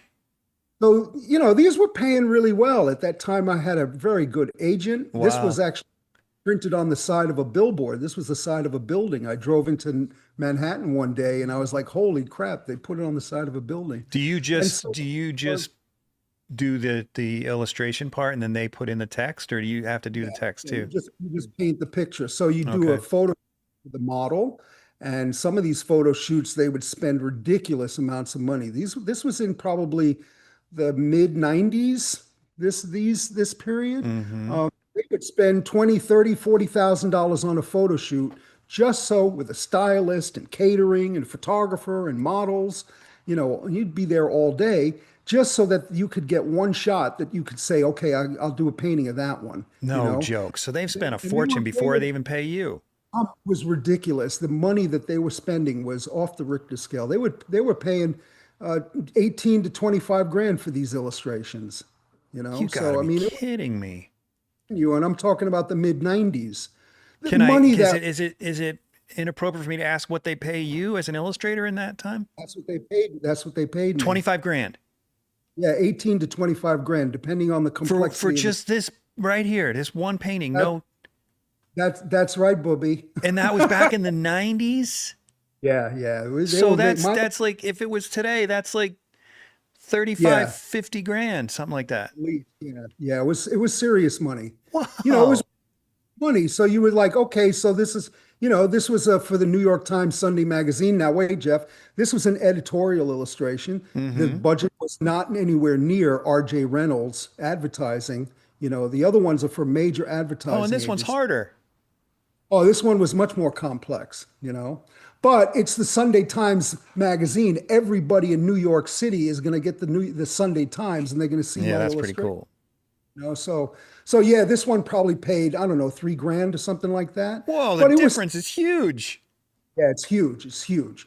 The book covers were paying anywhere from 25, you know, I don't know, Pinot, Max, they were getting $6,000, $7,000 a cover. They were making good money doing Okay, this so stuff. why would what remind me the client here? So why would Camel pay you Okay. $25,000 when they know you're willing to work for three? Well, no, because so there's a going market price for a certain level of high-end advertising work. There's an industry out there, major advertising agencies that line up and down Madison Avenue. that do major TV commercials, for major corporations all over the world, and they've established a certain price range. Now, those and a lot of the work I was doing with the high-end advertising work, I had an agent for that. So I Mm. had a really skillful agent that was taking 25%. They were worth every penny, and they would negotiate these prices. So the Camel project came along because back in those days, they used to use a cartoon character called Joe Camel. I don't know if you remember. Yeah, I do. Yep. So the child's rights advocacy group um, took that case to the Supreme Court, and the Supreme Court ruled that you can't use a cartoon character to sell nicotine, to sell Mm. cigarettes. And so they could no longer use Joe Camel. So my agent got wind of that and approached the advertising agency. And there was a beautiful young art director, very smart, very sharp, tall woman. I forget her name, but she called my agent. My agent called me and said she wanted to have a meeting with me. And I was like, well, and so I went into this meeting and she's like, well, we're thinking of doing something like a retro. And I was like, what do you mean? What do you mean retro? And she was like, well, like the old pinups. And I was like, you mean like Gil Elgren? And she looked at me with this kind of blank stare. And I was like, Gil Elgren, the old pinup ads. And she didn't know who that was. And I was like, okay, so listen, tomorrow I'll come back. I went back to my studio. I was living in North Manhattan at that time, up in Inwood. And I had this book by Gil Elgren. He's very famous. He did tons and tons of pinup illustrations. And I brought her this book of all his work, and she was like, "Yes, exactly like that." And before I knew it, we were working on this whole campaign, and we did tons of them. They started Jeez. hiring lots and lots of illustrators, and so this was a major.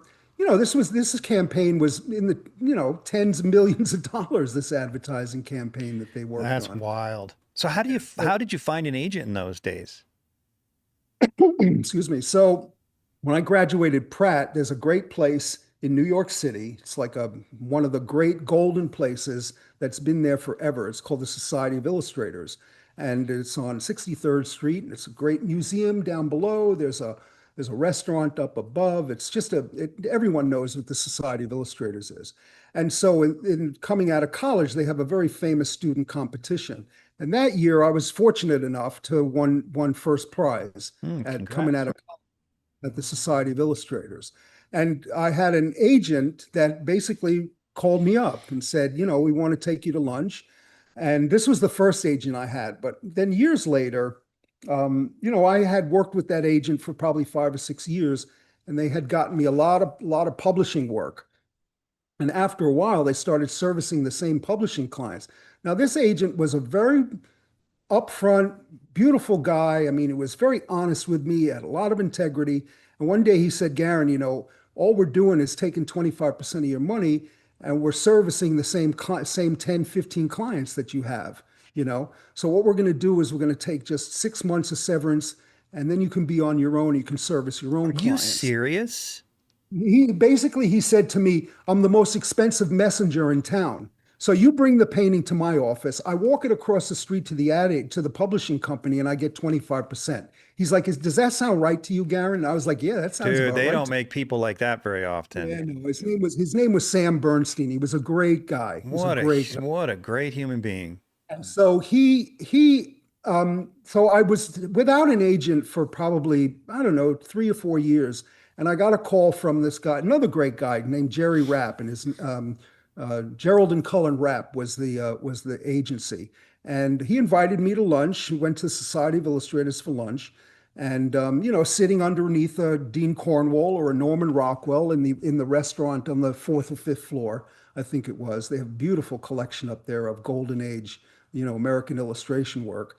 And he's like, we want to represent you. And I said, well, I have, like 10, 15 publishing clients, and I don't want to pay you 25%. I'm already been servicing those clients. He's like, no, we don't want any of that. We think we can get you high-end advertising work.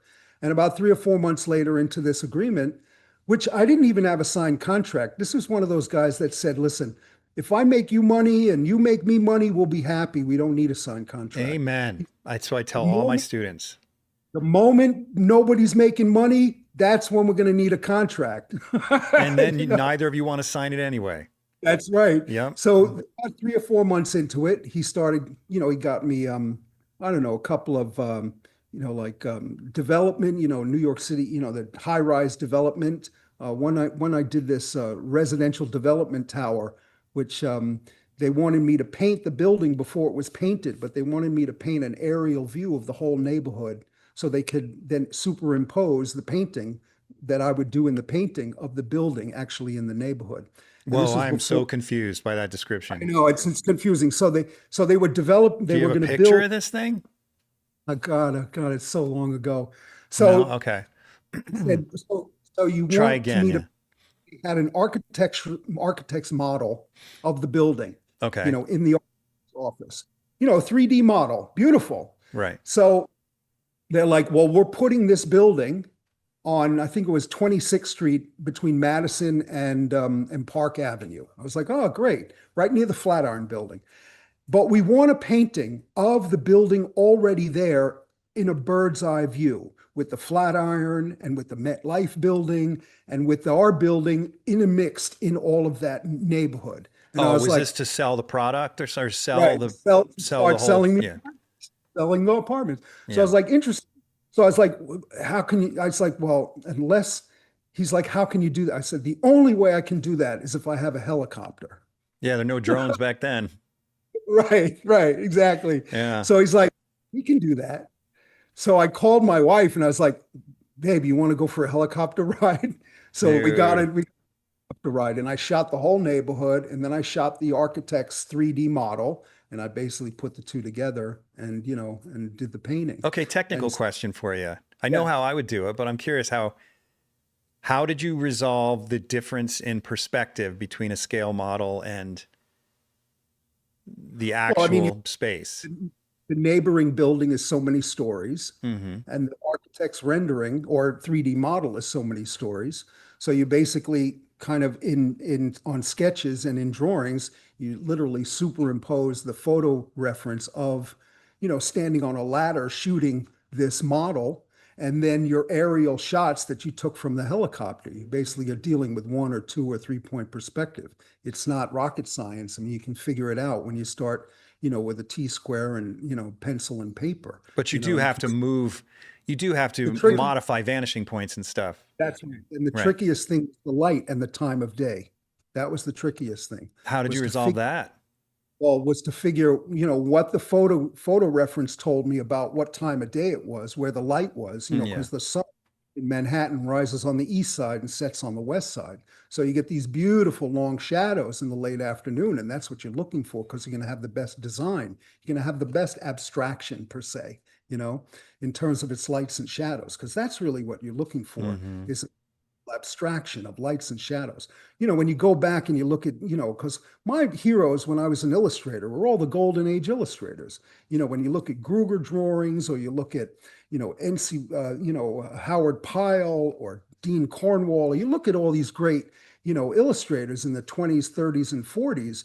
That's what they were messing with. They were messing with great shapes of lights and shadows and how to intertwine it, dark figures up against light backgrounds, light figures up against dark backgrounds. And all of that design and abstraction really comes from 19th century and the things that Howard Pyle picked up when he traveled in Europe and brought a lot of these concepts and ideas into the, the young minds of an N.C. Wyeth, of a, of a Walter Everett, of a, the proteges of that era that were doing those that were basically the seeds of what became the golden age of American illustration. Hmm. So I studied a lot of that, and we talked a lot about this when we were illustrators. The problem we arose sometimes, which wasn't really a problem because they really didn't have, were the art directors that didn't have these same reference points because they weren't painters, Hmm. So when you bring up some of these things, they'd go, huh? And you'd go, okay, never mind. Just wait till you see the sketches. I'll show you what I'm talking about when you see the sketches, and then they'd see the sketches and they would go, oh, that's cool. And you'd go, yeah, I basically looked at a Dean Cornwall painting, over the weekend and basically looked at the design and shapes of lights and shadows and the abstractions that he played with and basically took your subject matter and reinvented all of that stuff with your subject matter, you know. Hmm. Illustration, those in those years, illustration was still part of the lineage of the golden age of American illustration. There was still a lot of that left. You know, Bob Peak, uh, Bernie Fuchs, Brad Holland. These were great illustrators in those days that we were like, oh, these were people that all showed at the Society of Illustrators. And so, as I was saying before, just a quick story for you, just to show you how it transitioned. So one day I did this. I worked, you know, I had a little nickname back then. They used to call me the postman because I always delivered, you know. Um, and so one day I'm bringing a painting in. I worked on it, you know, like all night for the last 3 nights, barely any sleep to get this thing done. A beautiful, gorgeous romance cover, and painted every square inch of it. I mean, it was exquisite. You know, her hair was flowing, his muscles were glistening. I mean, you can imagine, you know, the gazebo was shining at night. I mean, you know, it was, you've seen some of these things, you Mm-hmm. know. Mm-hmm. And so I'm just like so full of myself, and I brought it in. This, you know, I was probably in my early 30s, maybe mid 30s, and this 24-year-old art director, she, you know, you do the reveal with the tissue paper and the oohs and ahs, and out of the corner of my eye, leading up on the radiator in her cubicle, her art director's office on Madison Avenue. I remember it was Dorchester Publishing. I'll never forget this. I saw a Pinot illustration, and he was one of the top dogs doing that kind of work at the time. And I walked up to it, and I'm standing in front of this thing, right? And she comes over my shoulder and she's like, "What do you think?" And I'm like, "It's amazing." So basically, Jeff, what this was a photograph that was created with Photoshop of the model, a superimposed background. And then he basically, you know, maybe 20 by 30. Then he basically varnished it, and then he glazed in rosy cheeks and hair swirls, and, you know, the background, he kind of put fan brush strokes into it This here is and there. But Pino, it, the painter. Isn't yes, Pino in sir. galleries now? Hmm. He does some fine artwork. Yeah. Right? Didn't he pass away? I'm not I sure. don't I'm know. not, I've only I don't, seen him in Park City or something, I think. yeah, no, I mean, but the point was is that at that moment in time, I was like, what she was like thrilled with. She's like, all the editors, they just love it. Everyone is head over heels with it. And this is after I spent literally Oh 4 no. days painting every square inch. And now what I'm looking at is a photograph that's been printed, beautiful print of it, varnished, and then glazed and painted into. Did you know Okay. at that point that it was I almost knew over? exactly what it, I knew exactly what it was. And in my mind, as she's praising it, as she's fawning and head over heels about it, I'm saying to myself, it's over. Yeah. Everything, this whole thing is Did you over. go home in a panic? I literally, so I remember leaving the office, and then the only next thing I remember is sitting in my kitchen table in New Windsor, New York. I don't remember how I got to Grand Central. I don't remember the train ride home. I don't remember getting my Oh car. gosh, dude. Don't remember any of that. I just remember like like that's it. It's, you know, we're done here, you know. And unless you wanted to start doing that, and other illustrators were doing it, and unless you felt good about doing that, that was what art directors within 6 months to 2 years, that's basically what happened to that industry, you know. And so God, how did you pivot? not to mention what was happening with the stock illustration source, which was basically illustrators were selling second reproduction rights to their whole portfolio of images they ever created. Mm. So now art directors had, for $350 or $500, could just take an image off a CD and use it, would have to commission an illustrator anymore. So basically, we are all responsible. Everybody in the industry was responsible for basically killing the illustration business back then, you know? And so, Jeez. yeah, so at that time it was, you know, okay, so now it's time to reinvent. It's time to like reimagine and take it. I had, you know, a 7-year-old and 9-year-old, you know what I mean? I had mortgage, car payments, insurance. I had the whole 9 yards, you know? And I'm like, now I'm trying to figure out, okay, so what's next here, you Okay, know? I got to back up a little bit. Yeah. something you said, which sort of bothered me, not because it was offensive to me, but you're very humble and you're saying we as illustrators, we sort of sabotaged our own Yeah. careers, right? But you So, didn't. You didn't. well, no, listen, we're all intertwined here. I Okay. know, but you're not the one who started tinting So when, photographs.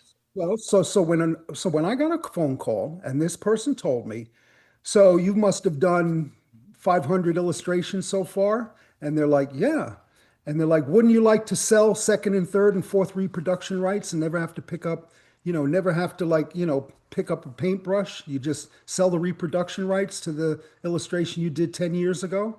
And you were like, yeah.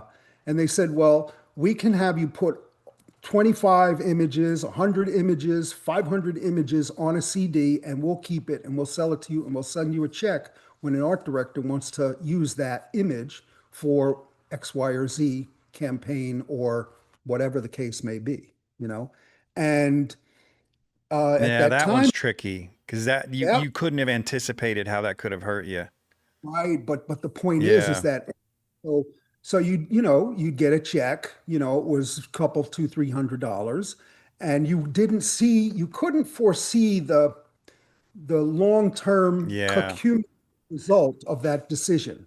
Yeah, I Okay. guess I guess what I say bothered me, it bothered me because as far as the photograph part, like tinting a photograph, that part you weren't involved in, and you're humble to say that it was us. But I guess you're right.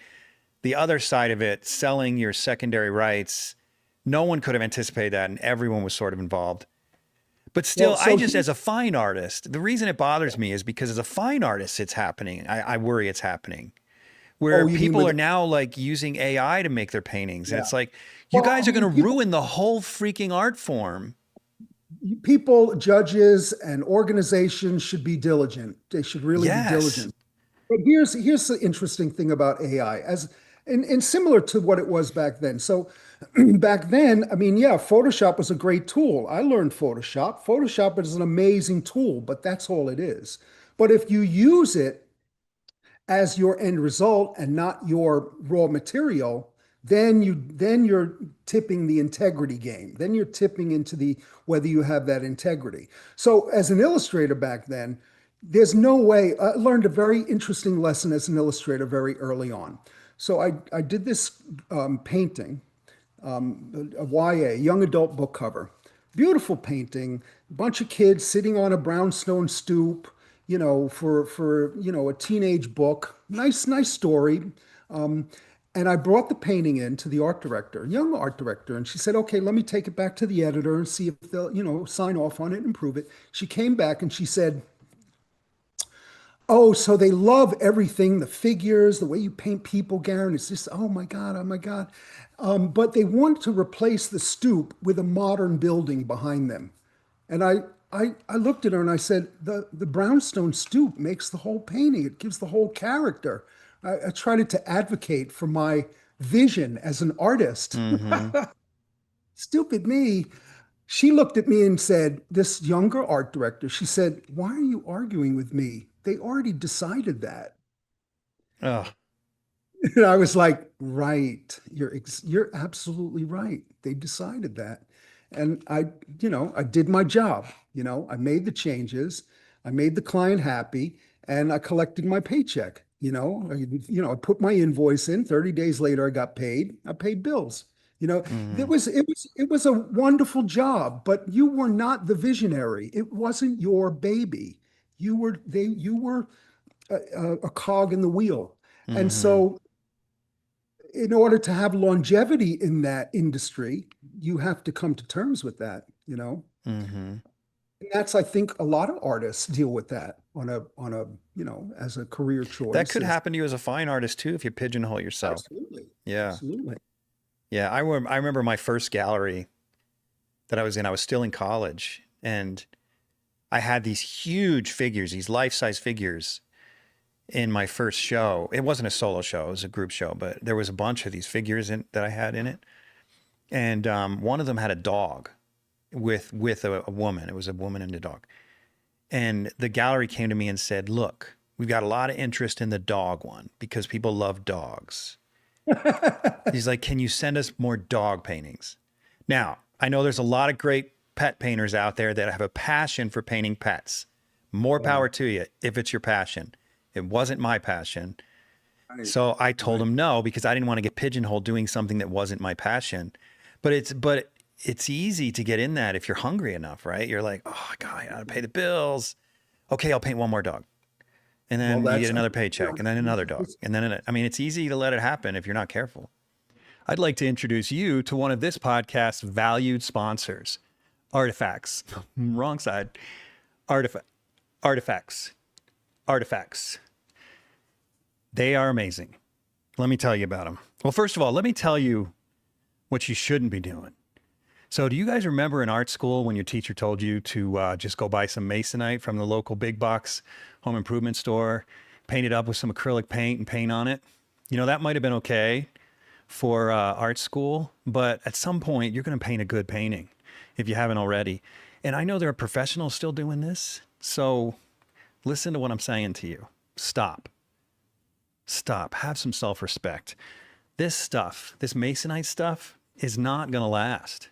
Not long enough. If you got a masterpiece on this thing, what a freaking shame. And even if you stretch canvas on it, look at this. Okay, look at this. I know what you're thinking. Yeah, but that's Jeff. He's huge. But I didn't even work out today. And that was nothing. Nothing. So don't do it. Don't paint on that masonite stuff. And then you're thinking, well, I'll upgrade. I'll go to the art supply store and I'll buy some of this stuff, some of this cardboard wrapped in canvas. Are you serious? Seriously, you're going to paint on cardboard wrapped in canvas? Yeah, that's going to last. Okay, ARTEFEX is the way to go. This stuff is unbelievable. It is plastic sandwiched between 2 layers of aluminum, and then it has this incredible linen surface glued to the front with this, I guess it's like some kind of glue that is some sort of industry secret for ARTEFEX. Anyway, pretty amazing stuff. A lot of artists I know are using this stuff. It's high quality. It'll last you a lifetime. It'll last many lifetimes. So for your next painting, take yourself a little more seriously. Go to artefex.biz and get yourself some serious substrates to paint on. That's ARTEFEX.biz. And this is the interesting thing. You bring up AI before. Yeah. This is the thing that AI might teach us all. See, a lot of people are fearful, and I get it. You know, I mean, you know, they can, when you see what it's capable of, it's kind of mind blowing, you know, and now, you know, even making moving images, it's like even bizarre. I actually think it's a great opportunity for artists, you know. So with students that I have, and some of the things that we push very heavily at the Art Students League, as opposed to a lot of the other ateliers and sort of European styled academy training. So in a sense, and this is complicated because it's rather involved, but to simplify it, AI might push artists within. So many young artists I see who develop a certain level of facility, and there are a bunch of them now. I mean, more than when I was younger. There are some really amazing, talented, hardworking, skillful young artists out there, Alex included. I mean, I was with Lime Academy, up and down the hallways, looking at the work on the walls and looking at young 24, 25-year-old artists that are building quite a lot of skill level and facility. AI, in a sense, will force these artists to paint from within. And I tell a lot of my students that you better think about conceptually and painting what you love, telling your story. Just to clarify, do you mean because AI is so good at coming up with concepts based on past art that it's going to force us to think outside the box? So technique, style, look, style. What I'm talking about, style, the look of it, right? The skillfulness of it.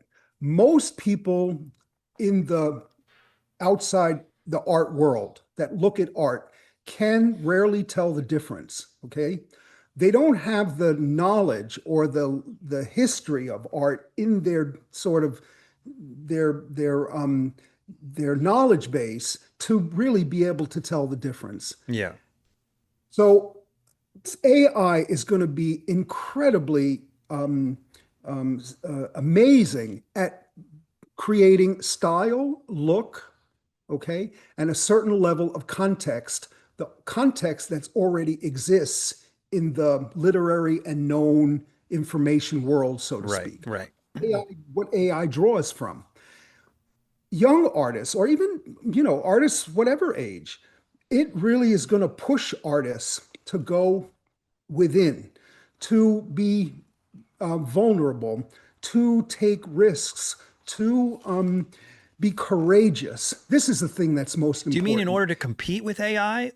No, in order to tell your truth. No, I don't. I guess I AI, don't understand. Why is AI going to force artists to do that? because artists better do that. They better To do that, compete or with else, AI, you mean? not to compete with AI, but to have their work be unique and have their work be meaningful and to have the work separate itself from mass production and artwork that is just a style and a look of something that has an effective, superficial kind of quality to it that's very compelling. Their artists are going to be, in a sense, in my opinion, required in the future to tell their inner truth, to tell their stories about their upbringing, their families. I have another artist who I'm very close with. It's basically they're going to be, in a sense, forced to paint what they truly love and tell why they love it. Okay, And I in a think I understand. Can I paraphrase real quick? I think what yes, you're saying is that because AI has basically can reproduce any image based on everything that's out there, it's like right, almost infinite what it can produce and beautifully, like right. you said about video. Having the skills alone is not going to matter anymore. If we don't tell our own story, we're going to be irrelevant. That's right. That's what you're saying. Okay, I understand. What I'm saying is AI doesn't have a story. It can't create an original. It can't write Dostoevsky. You know what I mean? It Right. can't write the great novel. It has to start with a prompt, with something that already exists. And your personal life, this young artist's personal story, where they come from, who their parents are, what excites them in their daily existence, that needs to be the subject of their work. I like that. And in a sense, it goes back to something I actually have on my website, and I've had it there for years because I just am in love with it. It's a great poem or short story by Baudelaire, and it's called The Heroism of Modern Life. And this is written in 1846. And what it is a very wordy and beautifully poetic symbolism about artists, writers, philosophers, how everyone is so fascinated with the lives and the experience and the who's who and the superficiality of life. And it goes to, in a sense, the precursor of what the 19th century academies became. The reason the 19th century academies didn't survive is because they flourished in that world. That superficiality was what they were aspiring to be in order to become the patron, because in order Mm-hmm. to create a world where wealthy patrons would support it. Right. And it was the wake of Courbet and realism and paintings of the experience of everyday people that, in a sense, and then the Impressionists and all of that, that in a sense made the academies irrelevant at that point. Do you see what I'm Mm-hmm. saying? Mm-hmm. So what I'm saying is there's a similar thing, and what Baudelaire talks about in this short story is that there's so many miracles. There is so much amazement in everyday life, everywhere around you, on a moment-to-moment basis. There is so much incredible interaction of humanity and exchanges and experiences that's happening right behind you, right in front of you, right to the left of you. okay, on a daily basis. But many artists don't want to paint that because they think it's mundane, or they think it's nothing special about that, or it's not, captivating enough. But if you can find the truth in that piece of humanity and what it means to you, then I think you have a story to tell. Um, Hmm. there's so much art, that I see that, is kind of very repetitive. I mean, how many beautiful head studies, how many flowery kinds of No, I subject totally matter agree with that. looks, interesting, bizarre, all of this kind of what I call special effects art, paintings that are, They're just showing you know, off. yeah, they're like, oh, wow, that's kind of interesting, bizarre, it's kind of freakish and it's kind of beautiful. But it's not really about a human kind of narrative. And then I see there's a lot of work, which is quite amazingly done, which are like, throwbacks to, classical literature, to, kind of symbolism and things like that, Hmm. that I think is quite relevant as well. But I think a lot of that stuff, is kind of like, during the 19th century or prior to that, Jacques-Louis David, they used to do a lot of Greeks, they used to do a lot of subject matter about the Greeks and about, philosophers, and so that was sort of like the heroic or the history painting of the day. And those were the prize pieces that used to be shown in the salons, those grand paintings Hmm. of Hmm. men and women in robes and things like that. And those were based on sort of Greek mythologies and stories, of throughout history.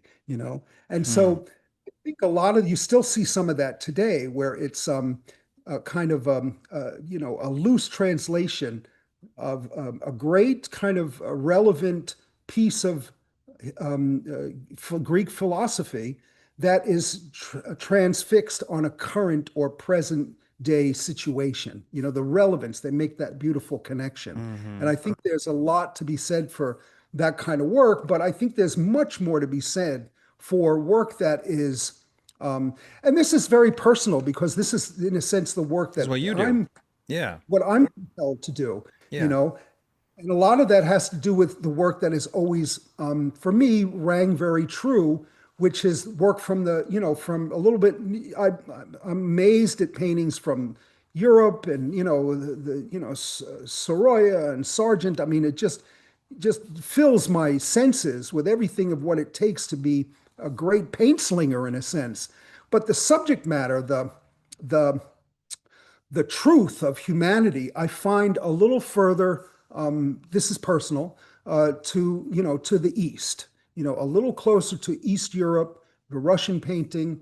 Northern, like Scandinavian painting. Like Kreuer and the Skagen school, and that kind of Northern Light school, where a lot of the paintings are about simple, everyday kind There's of more genre, existence. genre Yeah, type I painting. guess you can call it, yeah, it's genre, but it's about a human narrative, a human story Hmm. that for me, I find very, poetic and very Yeah. beautiful, especially when it's done honestly and with heart. Yeah. Hmm. You know, this, I love this attitude toward AI because, like many artists, I'm a little nervous, or more than a little nervous about it. So I think there's a positive perspective that it could actually help the arts Yeah. is Yeah. great. Well, we, It's nice we to got no hear. choice. We got And no we got no choice. choice. We might as well be positive and optimistic about it. Some of But the things that, as I transitioned, from being, the illustrator, that's when I started to build, the mural business. That's really where that went. It was kind of like, okay, so if I'm gonna be, a broke artist again, okay, so I might as well be broke doing something I really want to do, I really love to do. And I was always enthralled um, and completely captivated by, people like Frank Brangwyn mm, and Dean Cornwall and the murals that these great painters used to do. And so I said, you know what, I want to figure out how I can how did you? bring. How'd you get your first job? And so the first ones were in my kids. My kids were in, what they call grammar school. Here in the Hudson Valley, we call them magnet schools. So they were in, fourth, fifth, sixth grade. And I went to, some like they had a science museum that they wanted to build. We went to the Board of Ed, we went to the PTA or PTO, and we said, you know what you guys need? You need a mural, and you need, we can paint a mural. And so we got a little PTA money, we got a little Board of Ed money, and I started doing murals in the local public schools. And then I met a developer who was renovating an old Woolworth building. He was going to put the Department of Motor Vehicles in there, which had been put in the suburbs for many years. And he had this idea to bring it back into downtown Newburgh. And I basically talked him into paying me, $15,000 or $16,000 to pay me to do a mural, and this guy, he was a funny guy. He was a very interesting developer, very, from the old neighborhood.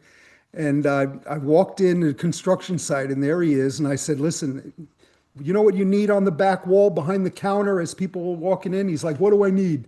I was like, you need a mural. He's like, a mural? What's a mural? I was like, okay, you know what? I'll be back tomorrow.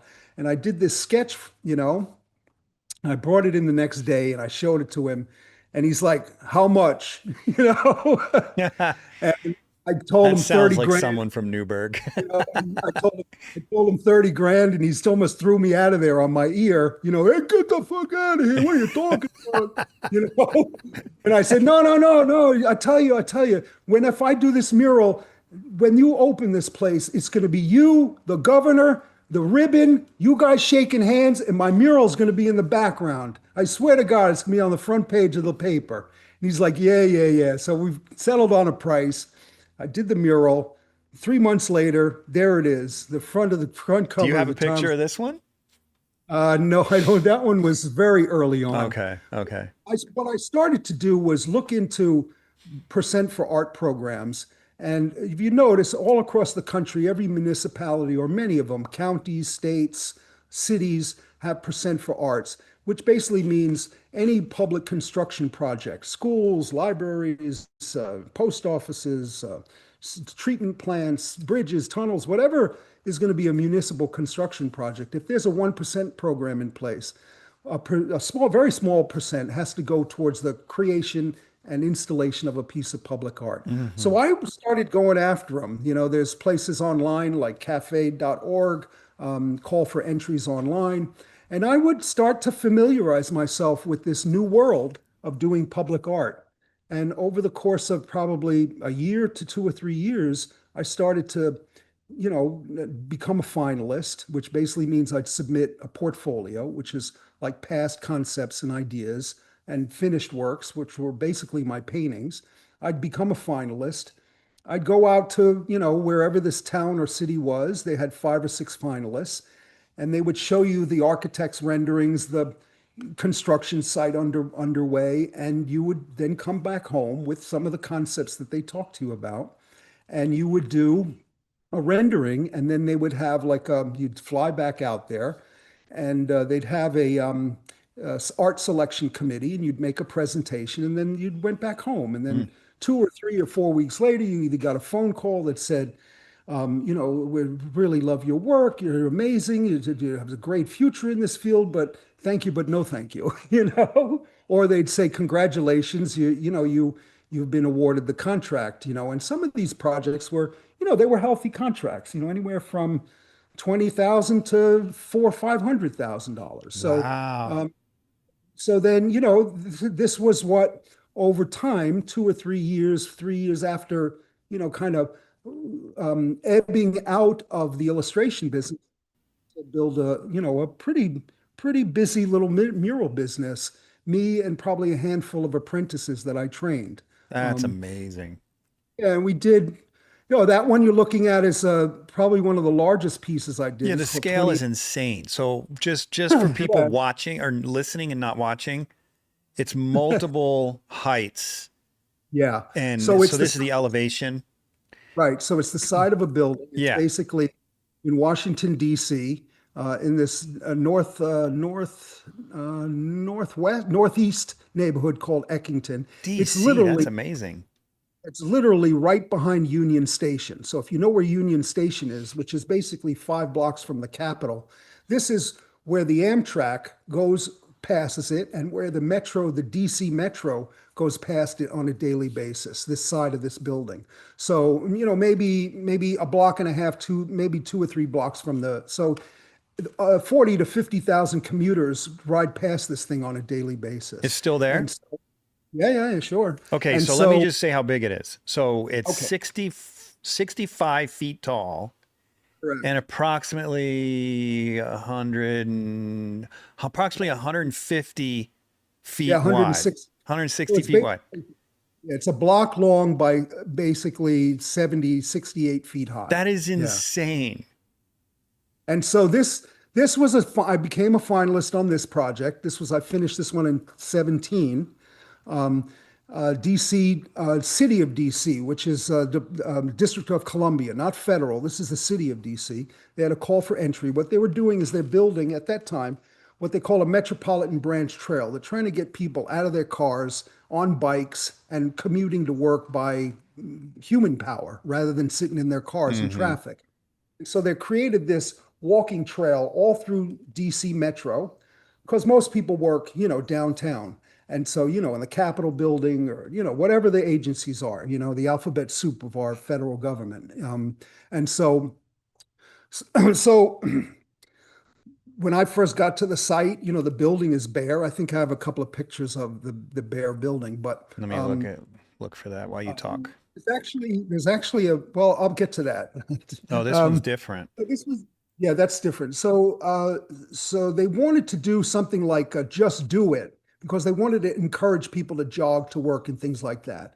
And so I kind of looked at that concept and I was like, well, you know what? This is like a welcoming sign as you're coming into DC. Okay.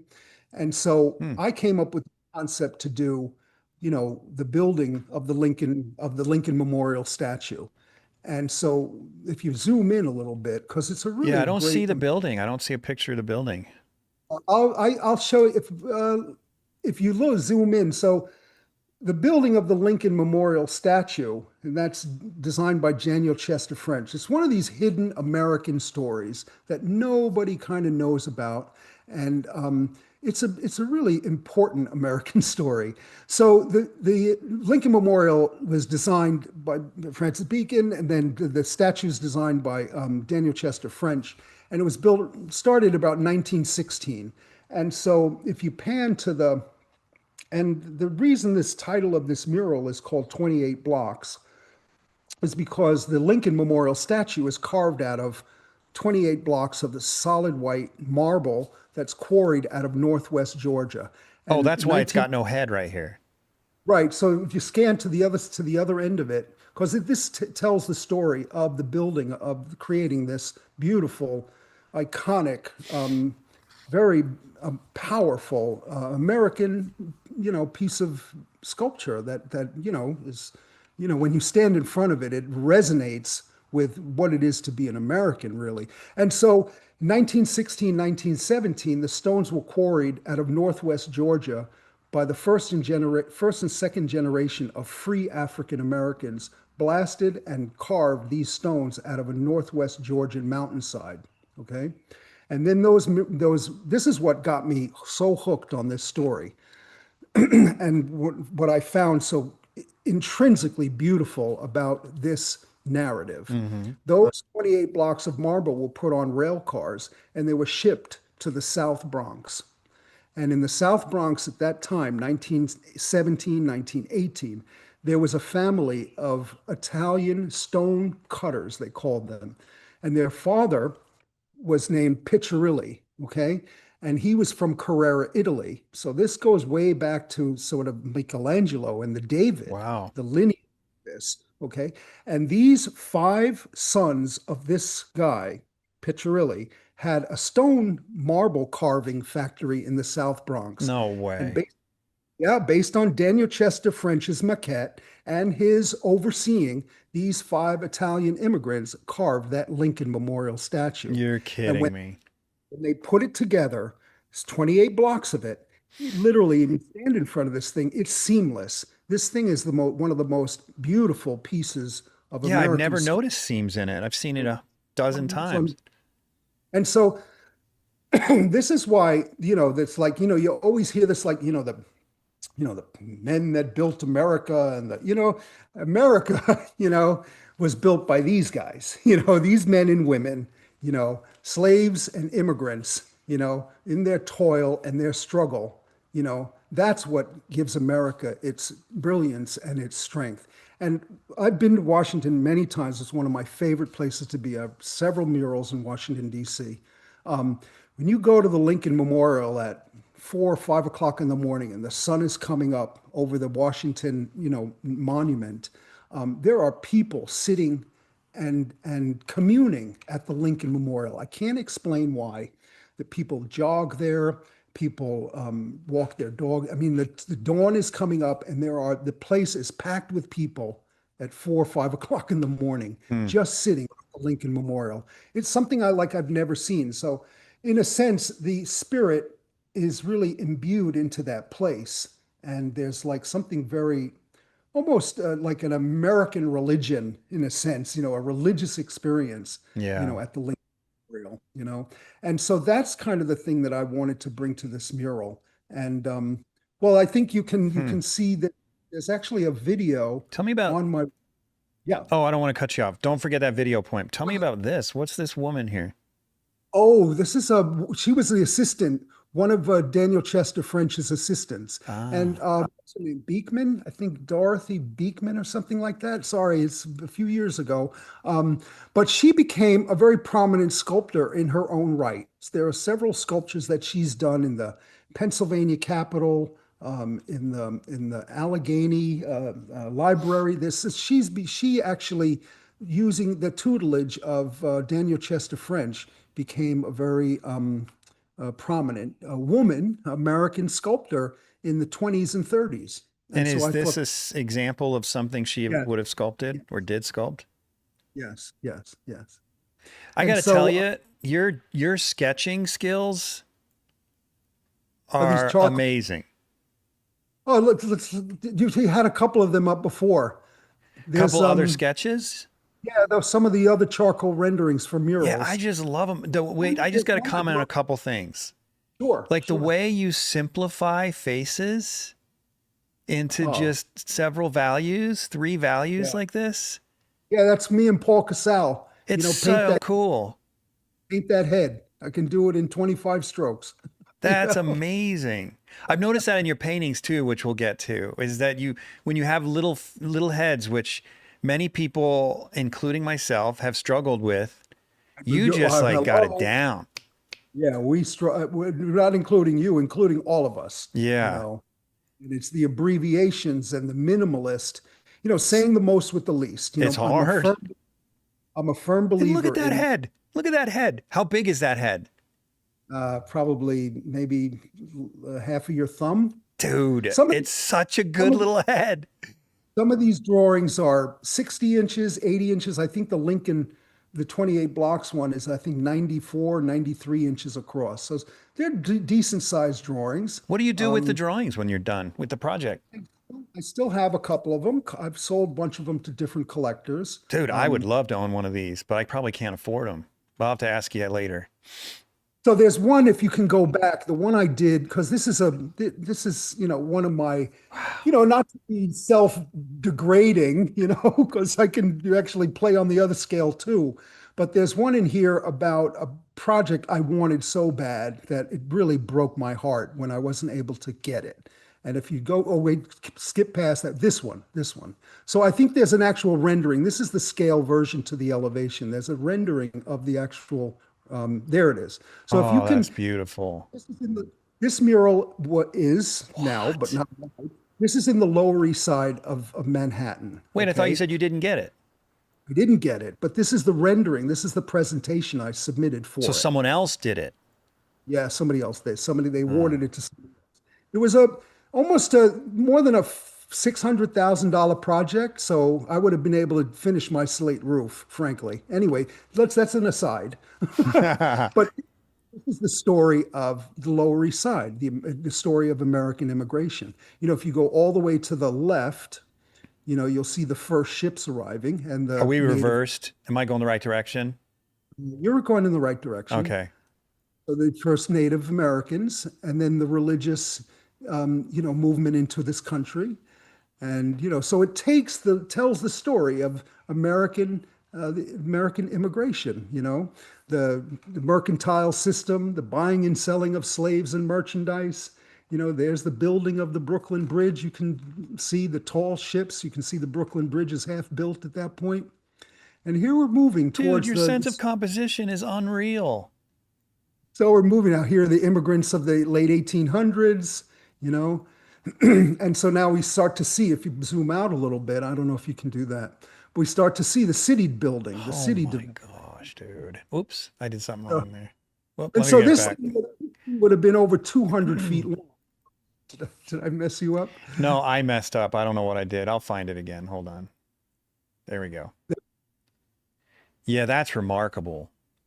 So then you have, the early immigration, 1900s, 1920s, 1930s. And now, there's the new Freedom Tower that was not just, but has been up in Lower Manhattan now. You have City Hall. So now this was the presentation I gave, I did. And I felt really confident. I thought I was going to tell a great story here. So then there's another image I sent you. And this is just, this was a heartbreaker. And this is what a lot of artists, young artists included, really need to build that thick skin and not take things that emotionally and to heart, because it can be hurtful to be rejected, You get So now paid for the sketch at least, right? Yeah, you get paid for the presentation. Okay. And so I think one of the next ones you go to, there, zoom in on that. Is this what they put instead? Yes, that's what they put instead. Stop. Yes. Well, you did say that you appreciate Jackson Pollock, so. Well, I do, but that's no symbolic for me. Oh no, I'm so sorry. No, it's right. Was it But the money? Did this guy offer it for less? This is probably some well-known, famous abstract painter, and God. who knows how people make decisions. But you see, this is, in a sense, sometimes I think what happens in art, especially in big art, where they don't want something in a sense that is too confrontational. They don't want it to challenge you, make you think. Right. They want to blend. They want it to blend. They want it to feel good. And I think this is something that young artists and all of us artists, we have to, what is that thing? I think you mentioned it once in a while ago. I think I heard it actually on one of your podcasts. Art is to comfort the disturbed and disturb the comfortable. I don't think you heard it on my podcast. That's new to me. No, I thought so. Maybe Mika, what's that? Micah? Micah. Yeah, he might have said something like that. But I mean, I think that's in a sense what happens a lot of times. Listen, you do put a lot of work behind some of these things, and sometimes, you can't hit it out of the park, and so you got to take your lumps. I've been doing Jeff's online mentorship program for about a year now, and it is awesome. Everything is online, super streamlined. If you can be there, you have the ability to talk to him once a week and he can review your work and help you. If you can't be there, it's pre-recorded. You can go back and even re-watch things if you missed something during class or couldn't be there. So the online portion of it is almost better than real life because you can always go back to it, which is awesome. The demos are recorded. It's just all available whenever you need it. And I'm a stay-at-home mom of 4 and my time is limited and it's also very interrupted. And so to be able to go back has been clutch for me. And you get to work with Jeff HEIN, who's awesome. He's tough. The assignments are simple, but difficult, and they're difficult to make us all better. And he's able to give us these assignments, coach us through it, help us stay excited to progress. And so it's just been a great experience. I am so grateful that he has been willing to take time away from his own art to offer all of us to have it. So if you're thinking about doing it, it's amazing. To learn more about how you could have me as a personal mentor, check out the link to HEINatelier.com in the show notes or video description.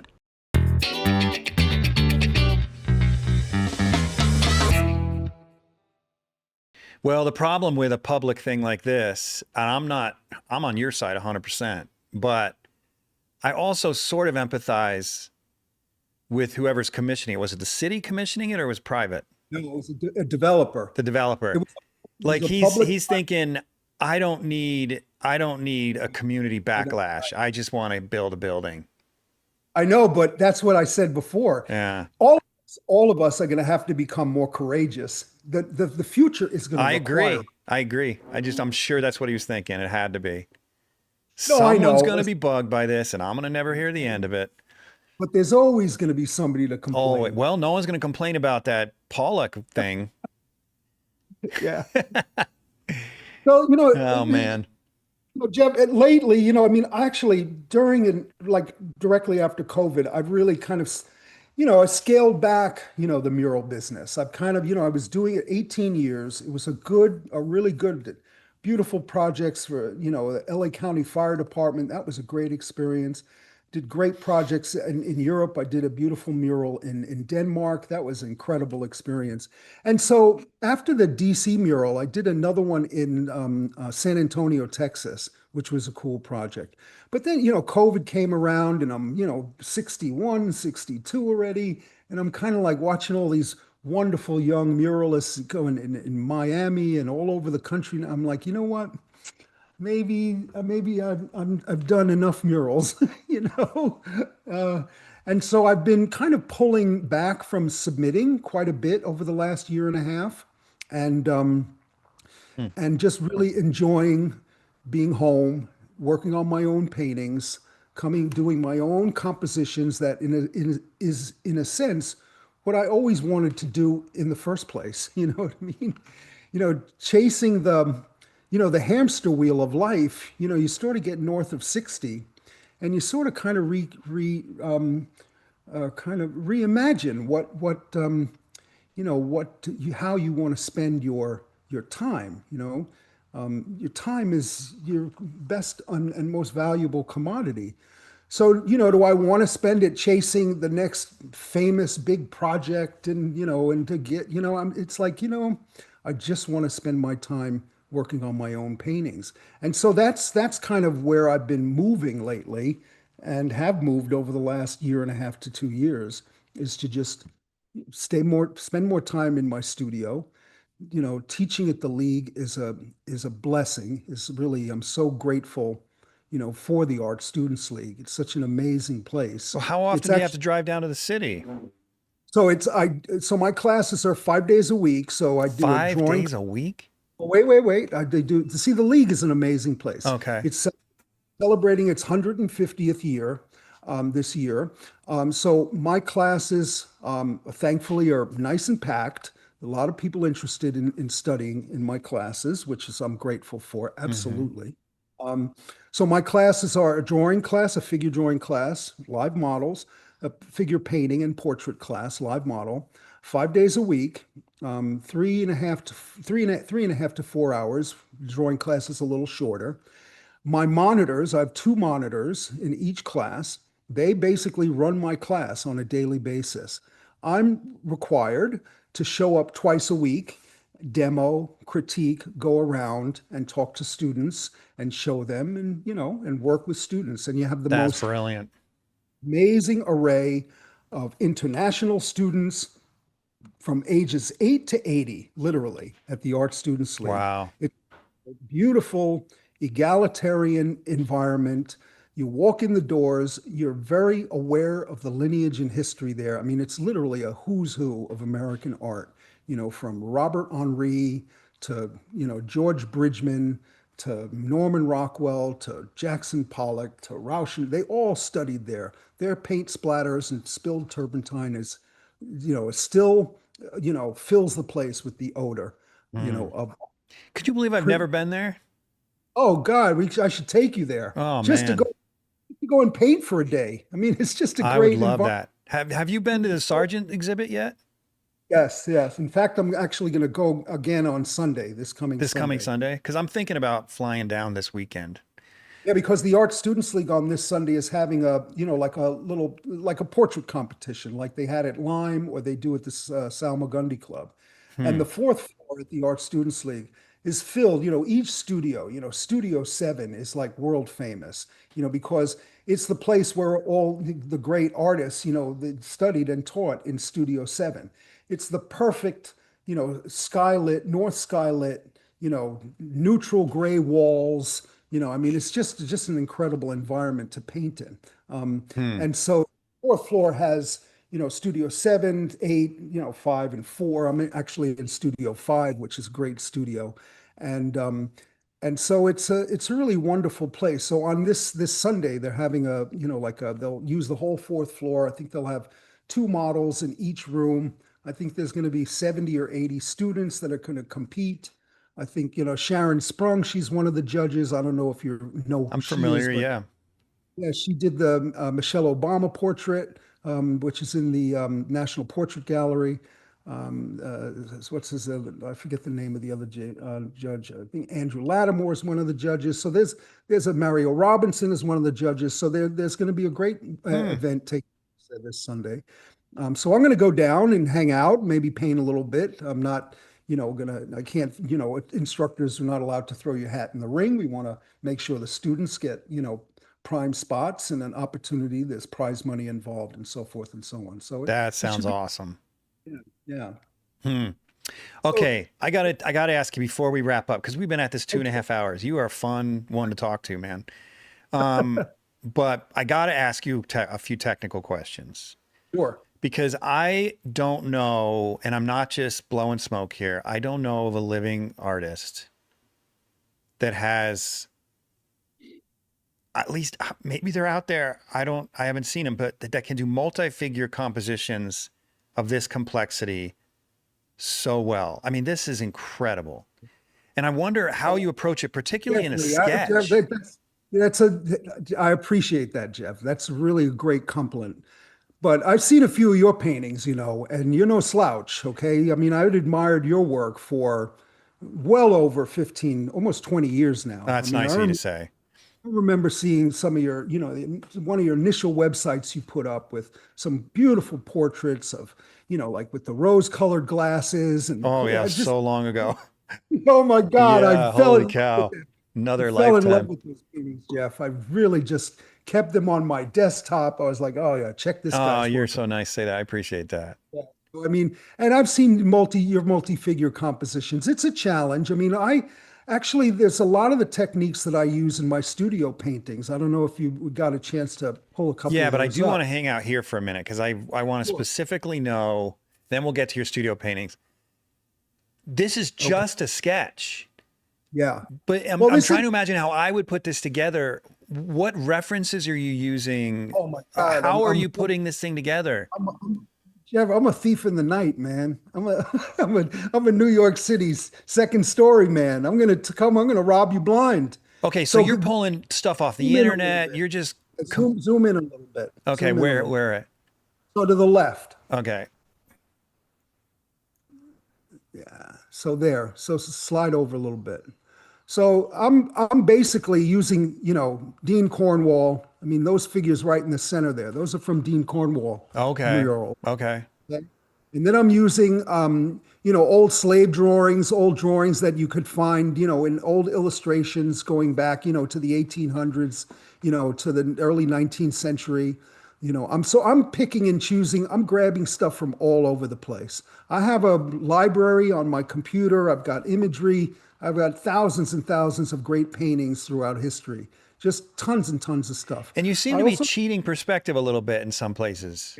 Making everything up. I'm trying to compose it. But if you notice, I'm pushing so that every piece of sunlight frames a piece of shadow. Every piece of element is actually theatrically orchestrated so that each shape defines obviously what it is based on its relationship to the light and shadow that it surrounds. So there's the Indians, the native tribes people to the far, those are silhouettes up against the light sky. The African slaves over in here. chains, the African slaves in chains are dark skinned up against sunlit that's shedding across the colonialists, doing business with the gold coins in the pans and hanging off his sword, so I'm playing with all of these things, but I'm starting off with an abstraction, which is some of the things that I do in the paintings, in my studio paintings, is to start off in a very light and dark abstraction, so that form is developed in relationship to contrast, but not necessarily heavy contrast, but the relationship of what's light and dark. And so you'll notice the rhythm that I try, because sometimes I'm, awfully deficient in this way, because composition is one of those touch and go things. It's like a puzzle, one thing out of Mm-hmm. place, one shape that's out of balance. It's a constant game that you play with light and dark. And so then this whole center part of the piece is dark, and then I end with a crescendo of light as you see the God, it's skyline brilliant. between It's the great, towers. man. And so it's a theater, it's movies, it's all of the things that make, in a sense, excitement. I had a teacher very early on, and he talked about Mm. it. Great teacher. His name was Dave Pasalacqua, and another teacher by the name of Baron Story. And they talked about creating picture making in terms of chewing gum for the eyes, so that when you're creating compositions, there's ways to manipulate, and this is not in a bad way, to manipulate the viewer to take them on a journey of light and shadow. Yeah. And so if you're successful at that, you can keep a viewer. You can entice a viewer from 100 feet. You can get them to walk closer and closer and closer. And at 6 feet, 3 feet, 2 feet, you can keep them enthralled in your work. Hmm. That's incredible. Okay, one more technical question. You've Yeah. bent the perspective here. Yes. So Yeah. tell me about this. Keystone. You must be borrowing some skyline pictures from something, Yes. but then are you doing a full-on perspective drawing, or is this the way No, you see, found the this is scrap? so here's the thing with murals and large scale murals, Yeah. as opposed to, because I've tried this somewhat successfully, somewhat not successfully, in studio paintings that are 40 inches or 60 inches or 70 inches. This drawing and the other murals that you probably show drawings for, this is this is on purpose to scale. So I'm anticipating the fact that this thing is going to be 220 feet long, Right. so that when you're standing in front of it at 30 feet, 20 feet, and so forth and so on, that the overall design of it is compelling. When you get within 20 feet or 10 feet, you can no longer see the whole thing. So you're just enthralled with the pieces of it. And so when I distort the perspective this way, this is to basically wrap the viewer into the scene, is to basically beckon the viewer to come to the scene, is to literally lasso them with the design of it, the light and shadow of it, and have them actually feel as though they can walk into the scene. And Yeah, so, but my question though is how did you distort it? Did you have, because these buildings are very convincing, like they're yeah, actual buildings somewhere. Did you get so reference of buildings and then redo? yes. You did the So I got perspective differently than the reference. So it's a lot of what I do, in a sense, that I also play with in some of the studio paintings. So I'll go, I'll be walking in the street, or, any day, everyday life, and something strikes me. It's like, whoa, something visual, corner on 57th Street as the light is raking across the street, buildings in shadow, the streaming of a steam pipe, it just like arrests you with its magnificence. It's what Baudelaire said, the miracle of modern life, the heroism of modern life. And so I will take pieces of it, I will encapsulate the whole in a very abstract design, first things first.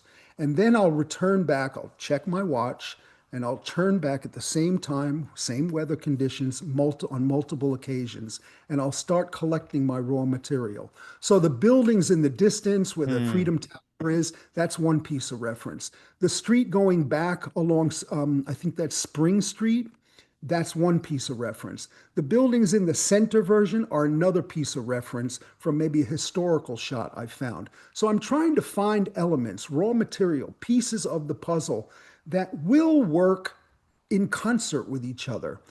Now, the lighting I have to reinvent because obviously the sun is on one side from, on this piece of reference, then I shot reference where the sun is on that side. And you have to basically orchestrate anew in terms of your light sources. So it helps in a lot of cases to have figures in the shadow because it would be, and I've come across that problem. It's a nightmare sometimes to take sunlight coming from the left, right across somebody's face and put sunlight from the right, left across somebody's face. And Right. so, oh my God, it's like trying to figure that one out in 2 dimension when it's actually you want it to read in 3 dimension. It can be daunting. And so sometimes I try to make sure or keep in mind that I want my figures, to be mostly in shadow, except where you want the beginning part of the composition to have that kind of immediate contrast. And Interesting. that's where, like on the left, that's where those figures, and I mean, I'll confess. Rip off as many brilliant artists from the past as possible. Hmm. There's a what was what was that guy? Steal that he said he wrote a book. You know what the title of it was? Steal this book. That's hilarious. I mean, every artist, mercilessly must, every artist before us is a teacher, is a lesson maker, Hmm. and all of their brilliance and success needs to be learned from and marveled at.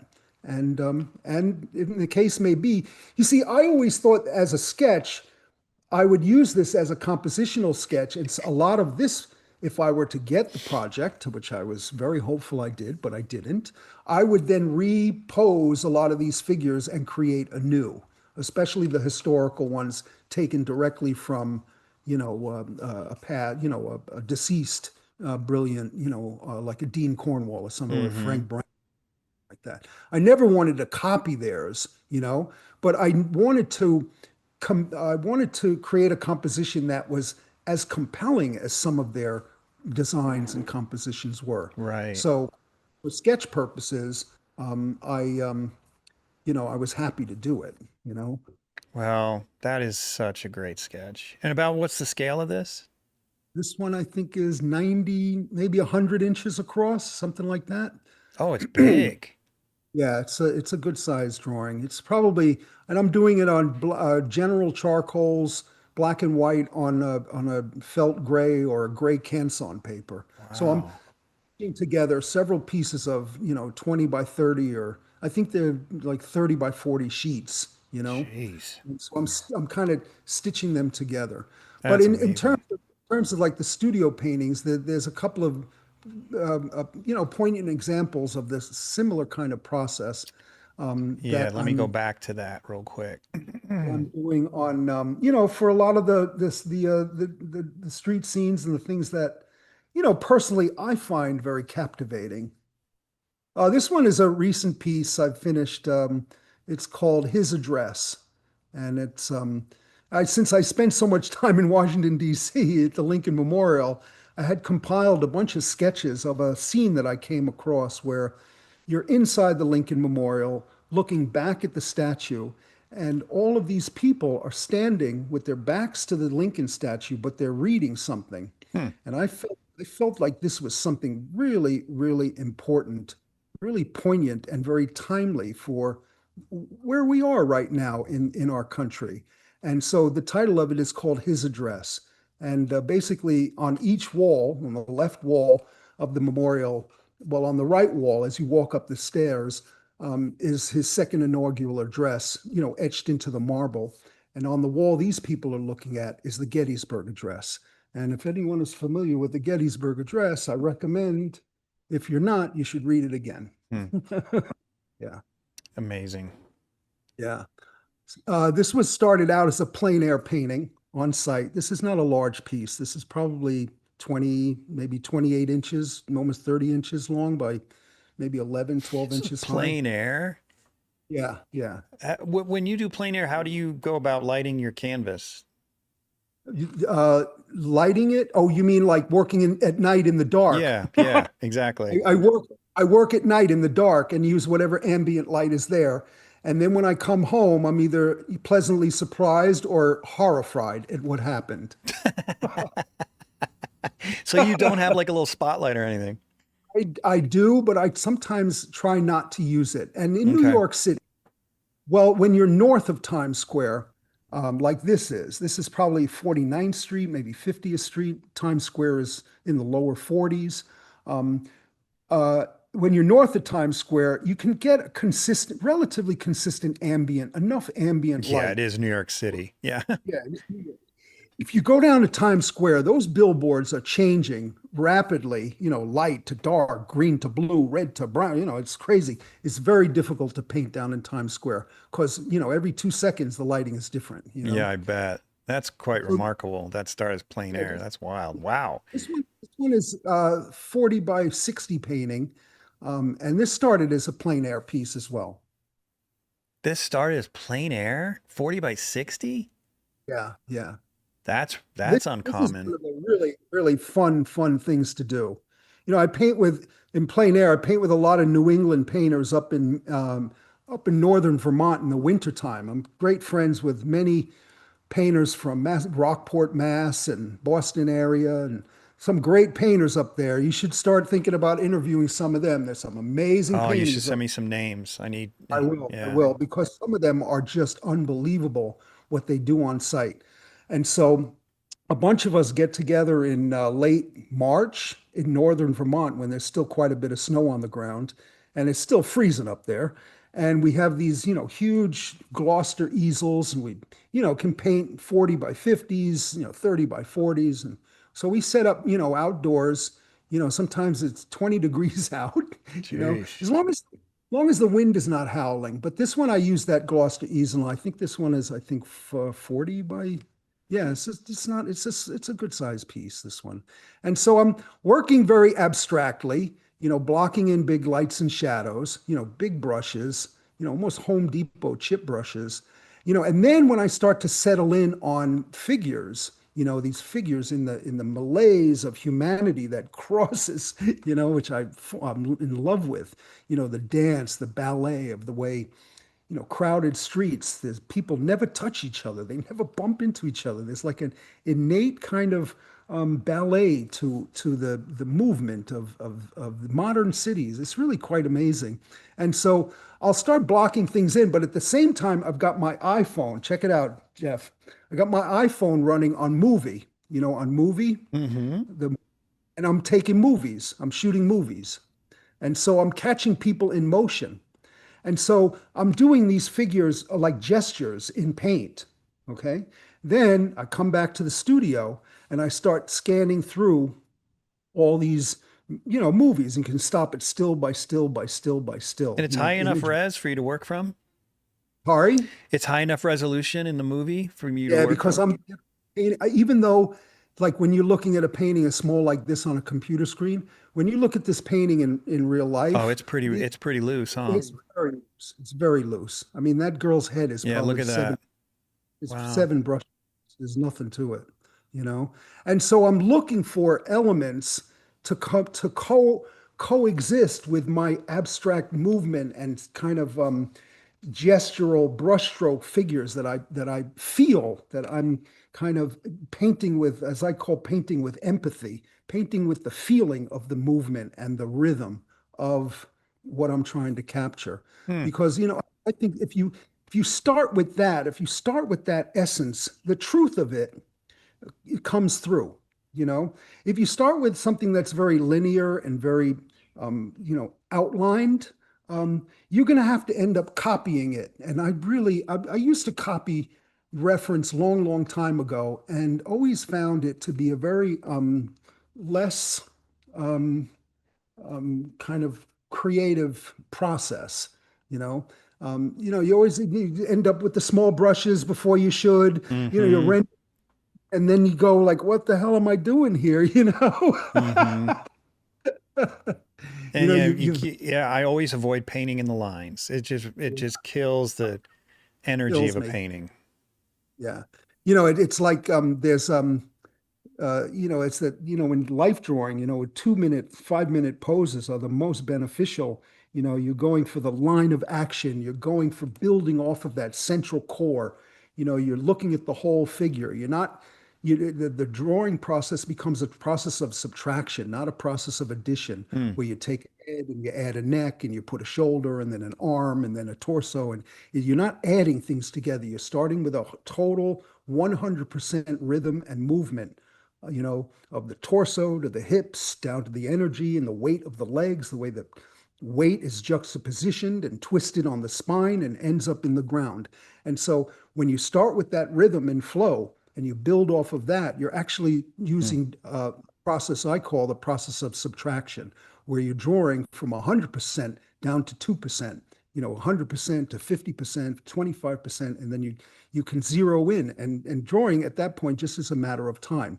That's why a lot of times I see, academic drawings, and this is not to criticize, all the things that Jacob Collins, because I've known Jacob for many, many years. We have a lot of fun discussions, me and Jacob.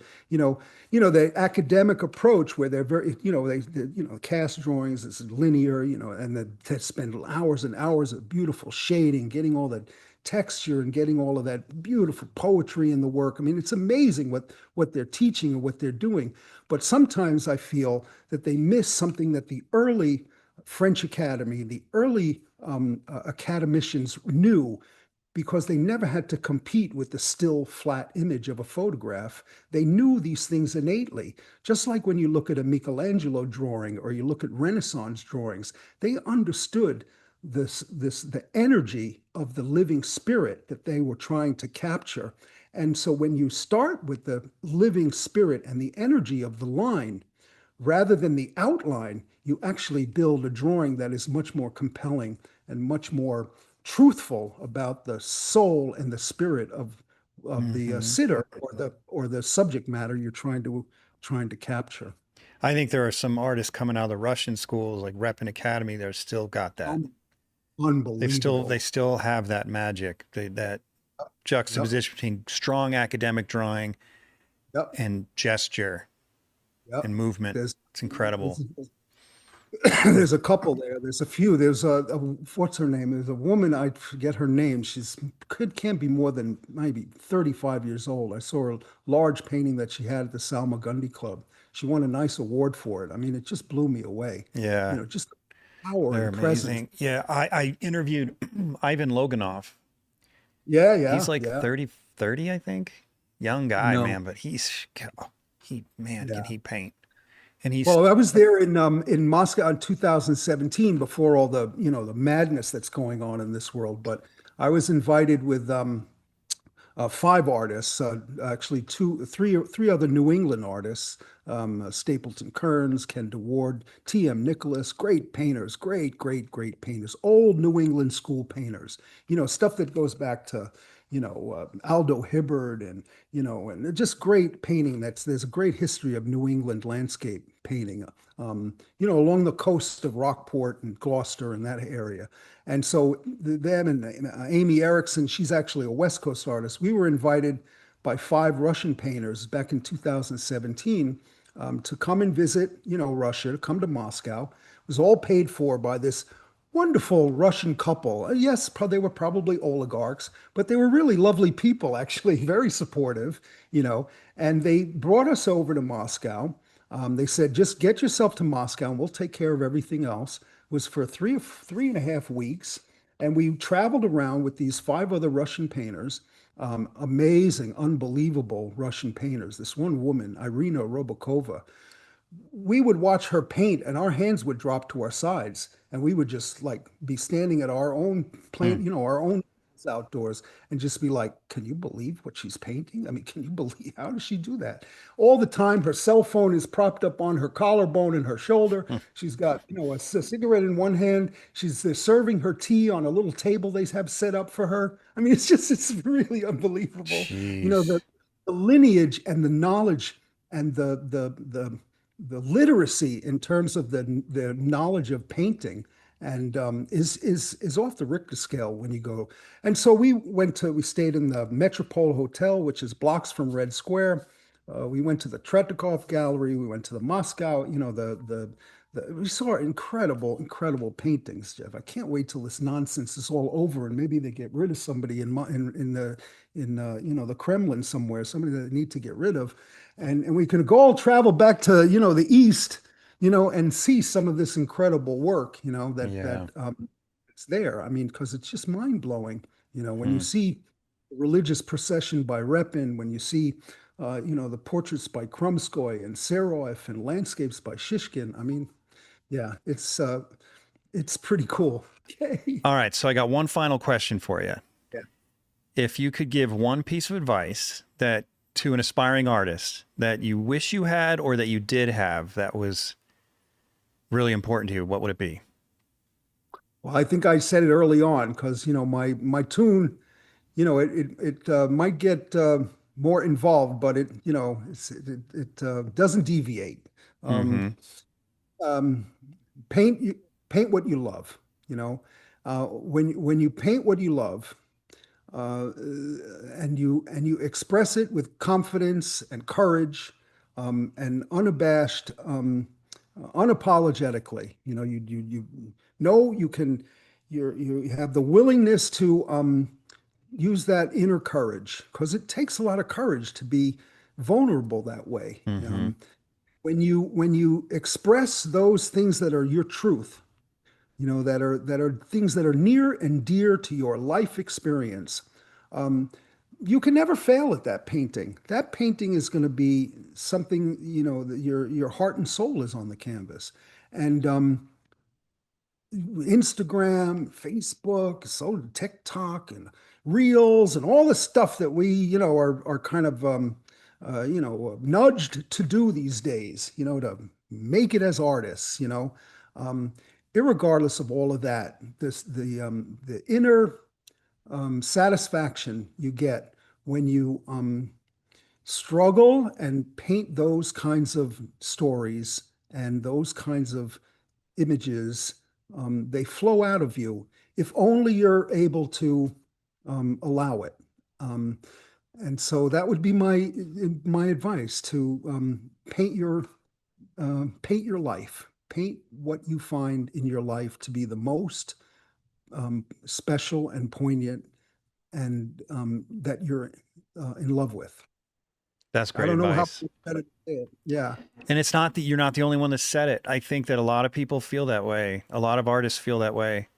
And the beauty of it is we're all so unique already right out of the womb that if you paint what you love, it'll be different than what the next guy or girl loves.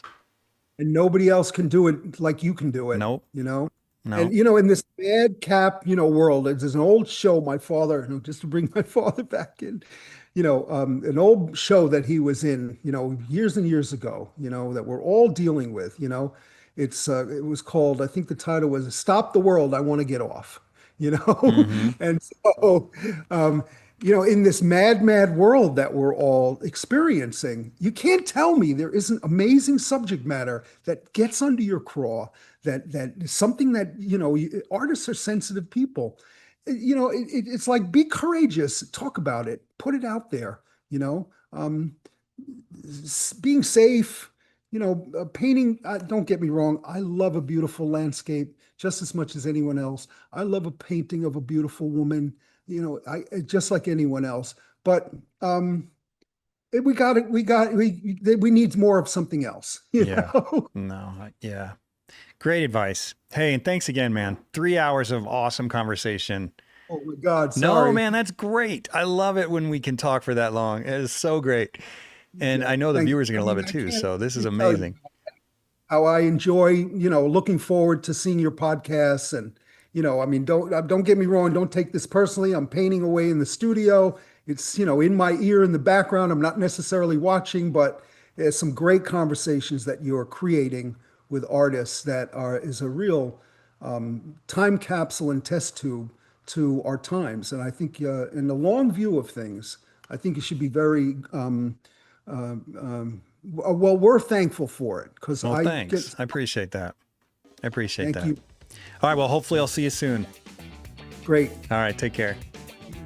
Thanks for tuning in to the Undraped Artist Podcast. If you enjoyed it, subscribe. And if you could, leave a comment or review. That really helps the channel. Please share the show with your friends, and if you're feeling generous, consider a monthly donation at theundrapedartist.com.